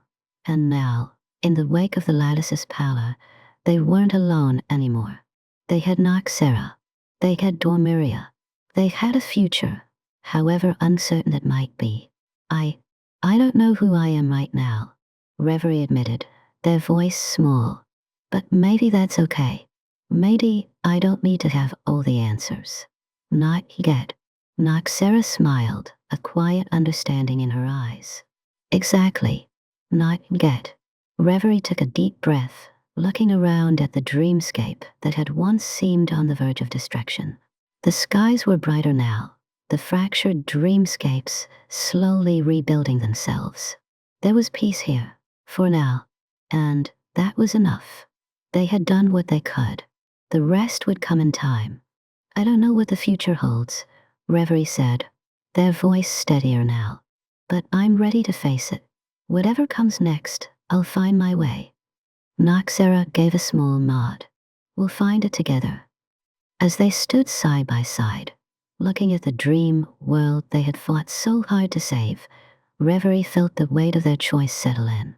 They had given up part of themselves to save this world, and though they could never regain what they had lost, they knew they had made the right choice. Dormiria was safe, and in time, perhaps, Reverie would find their way back to themselves. For now, that was enough. Chapter 23. The Echo of Sacrifice. Reverie stood at the heart of Dormiria, the pulse of the realm vibrating softly beneath their feet. The once vibrant dreamscapes, the kaleidoscopic skies and shifting sands of shifting memories, now held a serene stillness. Dormiria was saved, its dreamers were safe, the world once again anchored by the delicate balance between the waking and dreaming realms. The Lattice Staff, once a dangerous artifact of unimaginable power, now hummed softly within Reverie, woven into their very essence. It was both a triumph and a chain. A part of them had been irrevocably altered, bound to the staff in ways they hadn't fully understood. And yet, despite the peace they had fought for, despite the victory that had cost them so much, Reverie couldn't shake the gnawing emptiness within themselves. The world around them shimmered with the familiar beauty of Dormiria, but it felt distant, an echo of a place they no longer fully belonged to. The dreamscapes no longer whispered to them as they once had. The vibrant colors that had once filled their mind with life now appeared muted, washed out by the weight of their sacrifice. Reverie looked down at their hands, where the staff's energy still pulsed, a lingering reminder of the power they had wielded. It was no longer just an object. They could feel its presence within them, its threads tangled with their own. The Lattice Staff had fused with them, changing them in ways they could never reverse. It was a part of them, but it was also a constant reminder of the cost, what they had given up to save Dormiria. They could still feel the echoes of the sacrifice, reverberating in the depths of their mind. The Lattice had given them the power to stabilize the dream realm, to heal the rifts that had threatened to tear it apart. It had saved the dreamers, the rebellion, and perhaps even the waking world. But what had it cost Reverie? What had they truly lost? The memories of the moments they had shared with others, the warmth of their friends' smiles, the light of their hopes, the whispers of a world untainted by correction, felt distant, slipping through their fingers like grains of sand.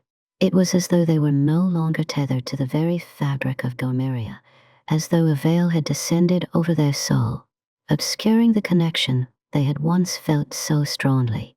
The price of wielding the lattice was not just the fading of memories, it was the severing of ties with the realm that had once been their home. Reverie had always believed they were the guardian of Dormiria, the one who kept the balance between dreams and reality. They had been a guide, a leader, a protector. But now, standing alone in the height of the realm, they wondered if that role had been a false one.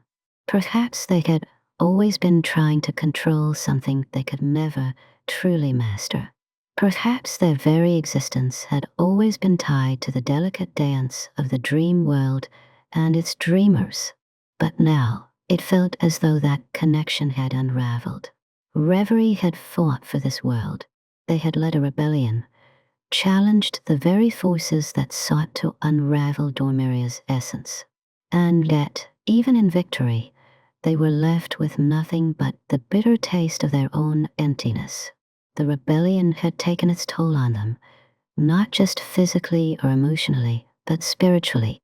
Their soul, once vibrant and whole, now felt like a fractured thing, splintered into pieces by the weight of their choices.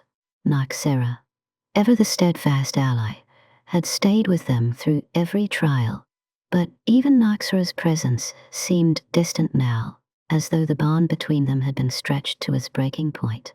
The dream thief, once so full of sharp wit and clever schemes, now wore a quiet expression, her gaze always lingering on Reverie, as if searching for something they could no longer give. Reverie. Noxara's voice broke through Reverie's thoughts, and they turned to find her standing nearby, her expression unreadable. She had always been a force of nature, unpredictable, but now there was something softer in her demeanor, a sadness that matched Reverie's own. "What's wrong?" Reverie asked, even though they already knew the answer. They could feel the weight of the question, the silent understanding that something had irrevocably changed between them. The question wasn't about Dormiria, it was about them, about Reverie. Noxara hesitated for a moment, then spoke with a quiet certainty that matched the resolve of someone who had fought by Reverie's side through countless battles. "You're different," she said softly. "I've seen you change over these past months, but this is something else. You're not the same person you were before." Reverie's heart clenched, and they looked away. They had been dreading this conversation, dreading the moment when Noxara would see the truth they had been hiding, the truth they had tried to ignore. "I don't know who I am anymore," Reverie admitted, their voice quiet but heavy with the weight of the truth. "I used to think I was the guardian of Dormiria, that I had a purpose here. But now," they trailed off, unable to find the words. "Now it feels like everything I did, everything I fought for, was just a way to control something I could never control. Dormiria, this world." Reverie gestured around them, the dreamscapes shifting uneasily as if responding to the turmoil within them. "It feels so distant now." Noxara stepped closer, her eyes softening as she looked at Reverie. "You saved it," she said, her voice low and steady. "Dormiria is safe because of you. The dreamers are safe.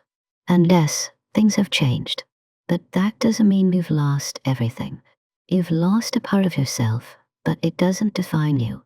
You can rebuild, Reverie. You don't have to be the same person you were before. You can find a new path, one that's yours." Reverie shook their head, the weight of their emotions almost too much to bear. "How can I rebuild?" they whispered. "How can I find a path when I don't even know who I am anymore?" Noxara's eyes softened with understanding, her gaze steady and unwavering. "By moving forward," she said simply. You take one step at a time. You let go of what's holding you back, and you walk into whatever comes next. You don't need to have all the answers, Reverie. You just need to be willing to keep going. Reverie let out a shaky breath, the tears they had been holding back, threatening to spill. For the first time in what felt like forever, they didn't feel the need to hide their vulnerability. In Noxara's presence, they didn't feel the need to be strong or perfect. They just needed to be human. And maybe that was enough. For a long moment, Reverie said nothing, simply standing there with Noxara, both of them watching the shifting dreamscapes in silence. The world was safe for now, and even though Reverie didn't know who they were or what their future held, they knew they weren't alone. And that, in itself, was a comfort. The journey had taken them through dark, tumultuous paths, but there was still hope ahead. And as Reverie stood in the height of Dormiria, feeling the weight of their sacrifice and the echo of their past self, they knew that the road ahead would be long and uncertain. But perhaps, just perhaps, there was still a way forward. And that was enough. Chapter 24. The Abyss Within. Reverie stood at the precipice of the unknown, the weight of their journey pressing down on their shoulders. Dormiria had been saved, the dream realm stilled, but within them lingered a presence that could never be fully exorcised. The Abyss, once a distant force that threatened to consume all of existence, now shared their soul. It was a shadow that clung to them, weaving into their thoughts, whispering temptations, and reminding them of what they had sacrificed to reach this moment. The Lattice Staff, once a powerful and dangerous artifact, had merged with Reverie's being. Its power had reshaped Dormiria, stabilizing the dreamscapes and mending the rifts that threatened the balance.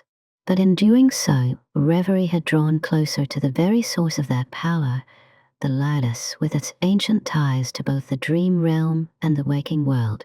And with it came the Abyss.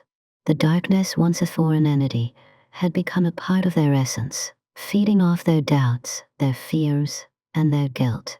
As Reverie wandered through the dreamscapes, they could feel the subtle pull of the Abyss within them, like an insistent tide tugging at the edges of their consciousness. It wasn't overwhelming, not yet, but it was always there, a quiet hum beneath their thoughts, reminding them of the choices they had made, of the part of themselves they had lost, and the part of themselves that remained forever tainted by the darkness. The voice of the Abyss was never loud. It didn't need to be. It whispered in the quiet moments, in the spaces between thoughts, in the stillness of the night, when Reverie was alone with their own mind. It spoke of power, unimaginable power, power that could bend both worlds to their will. It whispered of control, of domination, of rewriting the rules of existence itself. And it promised that Reverie could have it all, if they gave in. But Reverie had resisted. They had chosen to save Dormiria, to preserve the balance, to walk the fragile line between light and dark. They had chosen humanity, not power. Yet the Abyss did not leave so easily. It was a part of them now, a shadow that could not be erased. It lingered at the edges of their soul, a constant reminder of what they had almost become. Even now, as they walked through Dormiria's restored dreamscapes, the Abyss whispered. The dark pull tugged at their heart, urging them to embrace its power once again, to take control of the dream realm, to become the ruler they had always sought to be. It was tempting, so tempting, but Reverie knew that giving in would mean the end of everything they had fought for. It would mean becoming the very thing they had once feared, the Harbinger's dark twin, a force of destruction and control. Still, the temptation never quite faded.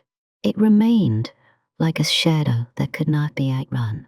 And as much as Reverie tried to push it away, there were moments when the pull became too strong to ignore. When the whispers of the Abyss grew louder, more insistent, Noxara had noticed the change. She had always been perceptive, and the weight of Reverie's inner turmoil had not escaped her. The dream thief had been by their side for so long, through so many trials, but now there was an unspoken distance between them. It wasn't that Noxara had abandoned them. No, she was still there, steadfast as ever, but there was a wariness in her eyes, a carefulness in her words. It was as though she, too, could feel the abyss within Reverie, the darkness that had taken root inside them, and she was unsure how to approach it. One evening, as they stood on the edge of a dreamscape, watching the stars flicker above them, Noxara finally spoke. "Reverie," she began softly, her voice barely more than a whisper. "I've seen the change in you. I know what's inside you. The abyss. You think I don't notice? But I do." Reverie tensed, their gaze turning to the horizon, avoiding her eyes. They didn't want to talk about it. Not yet. Not now. The abyss was theirs to fight, not for others to bear witness to. "I'm not the same as I was," Reverie said quietly, almost to themselves. "I can't be. I've done things that have changed me. That darkness is a part of me now. I can feel it gnawing at the edges of my soul." Noxara's gaze softened, her voice steady despite the emotion in her eyes. "You're right. It's a part of you now. But that doesn't mean it has to define you. It doesn't have to control you." Reverie looked back at her, their eyes haunted by the weight of their choices. "I wish I could believe that. I wish I could just let it go. But it's like a shadow that I can't escape. No matter how far I run, it follows me. Every step I take, every thought I have, it's always there. And I don't know if I can live with that." Noxara was quiet for a moment, her eyes searching Reverie's face as though trying to find the words to ease their burden. Finally, she spoke again, her voice low but firm. "You don't have to fight it alone," she said. "I've been with you through everything, through your highs and your lows, your victories and your failures. I'm here, Reverie. You don't have to carry this darkness on your own." Reverie closed their eyes, letting out a long breath. They had always fought alone. Even when surrounded by others, they had always carried the weight of Dormiria's fate on their own shoulders. And now, as the abyss gnawed at them from within, they couldn't help but feel the overwhelming isolation of it all. But Noxara's words, simple as they were, cut through the darkness. "You don't have to carry this alone." The truth was, Reverie had never truly been alone. There had always been allies, friends, and even enemies who had shaped their journey. And in that moment, standing at the edge of the dreamscape with Noxara by their side, Reverie realized that they didn't have to battle the abyss in isolation. It was part of them, but it didn't have to define them. They could choose how to live with it. They could choose to walk forward, carrying the darkness with them, but also embracing the light that still existed within them. "I don't know how to control it," Reverie said softly, their voice thick with emotion. "But I'm learning. I'm trying to." Noxara gave a small nod, her expression unreadable but full of quiet understanding. "And I'll be here, every step of the way, to help you find your balance." Reverie swallowed hard, a single tear slipping down their cheek. It wasn't a tear of sadness, but one of relief.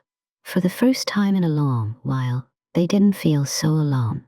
The abyss was still there, a constant presence in the shadows of their mind, but it no longer felt like an unstoppable force.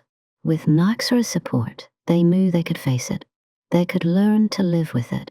And perhaps, just perhaps, they could find a way to move beyond it. As they stood together, watching the dreamscape shift around them, Reverie felt a glimmer of hope. The darkness was still there, but so was the light, and it was in the balance of both that they would find their strength. The journey ahead was uncertain, but Reverie knew one thing: they would no longer face it alone. Chapter 25. A new dawn. Dormiria was no longer on the verge of collapse. The dream realm, saved from the abyss of destruction, hummed with a quiet vitality. Reverie stood at the edge of the dreamscape, gazing out over the now stable horizon, the once turbulent skies now calm and clear. The weight of the battle had not been easy to bear, and the cost had been high, but it was over. For now. Yet, as they stood there, a quiet unease settled in. The rebellion had been won, the Lattice Staff now safely integrated into their very being. Dormiria had been preserved from the precipice of annihilation, but what now? The echoes of the past, the darkness that still lingered within them, made it clear that the battle was far from finished. The war against the abyss within, against the self they feared they might become, had only just begun. Reverie had long ago realized that the key to their survival, and to the survival of Dormiria, was balance. The Lattice Staff had given them a way to stabilize the dreamscapes, but the power it had infused into them had come at a price. Their memories, fragments of their former self, had slipped away, obscured by the overwhelming presence of both the lattice and the abyss that now lived within them. The very thing they had fought to protect, balance, was the thing they most struggled to achieve.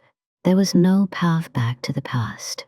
They could not undo what had been done, could not recover the memories that had been lost. But perhaps that was not the path to walk anyway.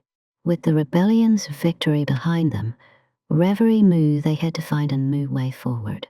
The lattice, with its unfathomable power, had become a part of them, shaping their journey from the moment they first touched it.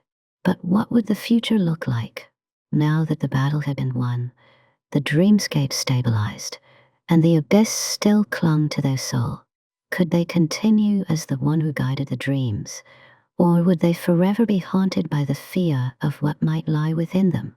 Turning, Reverie looked to Noxara, who had stood by their side through every step of this journey. She had been a constant in the chaos, a voice of reason when they were tempted by the shadows of the abyss. Her eyes, now filled with a quiet determination, met Reverie's gaze. "Are you ready?" Noxara asked softly. The question hung in the air, the weight of it pulling at Reverie's heart. Were they ready? For what exactly? There was no simple answer. "I don't know," Reverie admitted, their voice tinged with uncertainty. "I don't know what comes next. All I know is that I have to find a way to live with all of this, the light and the dark. I have to reconcile the pieces of myself that were torn apart in this war." Noxara nodded slowly, her gaze never leaving Reverie's face. "You don't have to do it alone. You never have." For a moment, Reverie closed their eyes, letting the weight of those words sink in. They had spent so long fighting alone, believing that their destiny was theirs to shape, theirs to bear. But perhaps that wasn't the truth. Perhaps the real path forward would require more than just strength. It would require connection. It would require understanding. The abyss within them still whispered, still tugged at the corners of their mind, tempting them with promises of power and control. It had become part of their very essence, and they could not undo it, nor would they. But now, standing beside Noxara, Reverie realized that they didn't need to fight the abyss alone. They didn't need to fight anything alone. Balance was not about conquering the darkness within them, but about learning to live with it, to coexist with the parts of themselves that were imperfect, flawed, and human. "Maybe I've been wrong all along," Reverie said, their voice quieter now.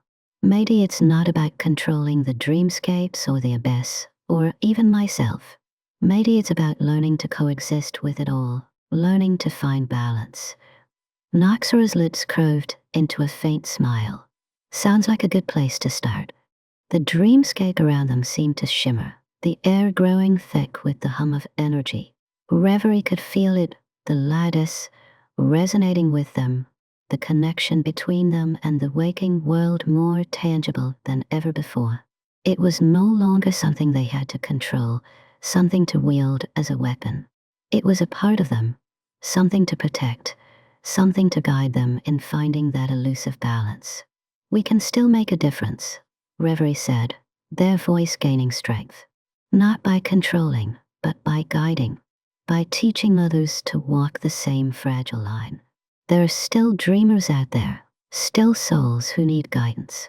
Maybe it's not about saving the dream realm from itself anymore. Maybe it's about understanding it, and understanding ourselves. Noxara gave a slight nod, her eyes reflecting the quiet wisdom she had gained through her own struggles. It's a good path, she said simply. Reverie stood taller, the weight of their internal struggle still present but somehow lighter. They had not found all the answers, and perhaps they never would. But the journey was not about having all the answers. It was about learning to walk forward with the questions, to grow through the uncertainty.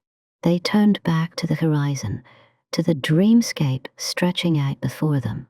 It was no longer a place of shattered fragments and chaotic power, but a realm of possibility, of balance, of hope. Then we begin again, Reverie said, a new sense of purpose settling within them. We rebuild, not just Dormiria, but ourselves, one step at a time. And with that, they began to walk, not towards dominance, not towards the darkness, but towards something new, towards a future forged through balance, understanding, and the fragile, yet unbreakable, strength of the human spirit. Epilogue. The pact beneath silence, the meeting place was nowhere. No sky, no ground, just endless dark between dream and echo, a place forgotten by Dormiria, remembered only by those who had once fractured its laws. Noxara appeared first, stepping out from a broken ripple in space, her cloak trailing shadows that no longer matched her body. Her expression was sharp but tired. In her hand, the crystal of Reverie's memory pulsed faintly, like a wound still healing. A second figure emerged from the void, faceless at first, shifting like static. Then, from the blur, the harbinger took form, tall, robed in silver, black, crowned with what looked like splinters of shattered stars. "You're late," Noxara said coldly, though her voice cracked at the edges. The harbinger didn't reply immediately. When he did, his voice was both distant and intimate, like a thought you weren't sure was your own. "You gave them too much." "I gave them what you told me to," she snapped. "Led them to the ring, fed them fragments of truth, played your cursed dream. Thief." A silence stretched, not empty, but pregnant with unspoken weight. The harbinger's gaze burned like collapsing suns. "And in return?" She flinched just slightly. "You said I'd be free." The harbinger raised one hand. A shard of dream glass rose, glowing, flickering, and inside it Noxara saw herself, not now, but then, bound to a dream, core, screaming as the abyss wove its essence into her bones. "You were never just a thief," the harbinger murmured. "You were the first whisper, born from the echo Reverie left behind." "I didn't choose that," Noxara breathed. "You made me." No, his voice lowered. "They did." She froze. "They..." The harbinger turned away, his form beginning to dissolve into mist. "I don't ask questions, Noxara. Neither should you." Her voice rose. "So even you're not in control." His reply came as a whisper scattered on the void. "Winds. None of us are." And then he was gone. Noxara stood alone, trembling, not with fear, but with the cold clarity of a pawn who had glimpsed the board. You just heard Mistwoven Legends, The Lattice of Night, brought to you by Audible Archives. The threads have darkened, the echoes deepened, yet even in the void, Reverie's light refuses to fade. In every unravelling there lies renewal, and in every shadow a story waiting to be reborn. I'm Nyara, your host, and if this journey left you lost among the stars and whispers, don't forget to like, comment and subscribe, because the night remembers all who dream.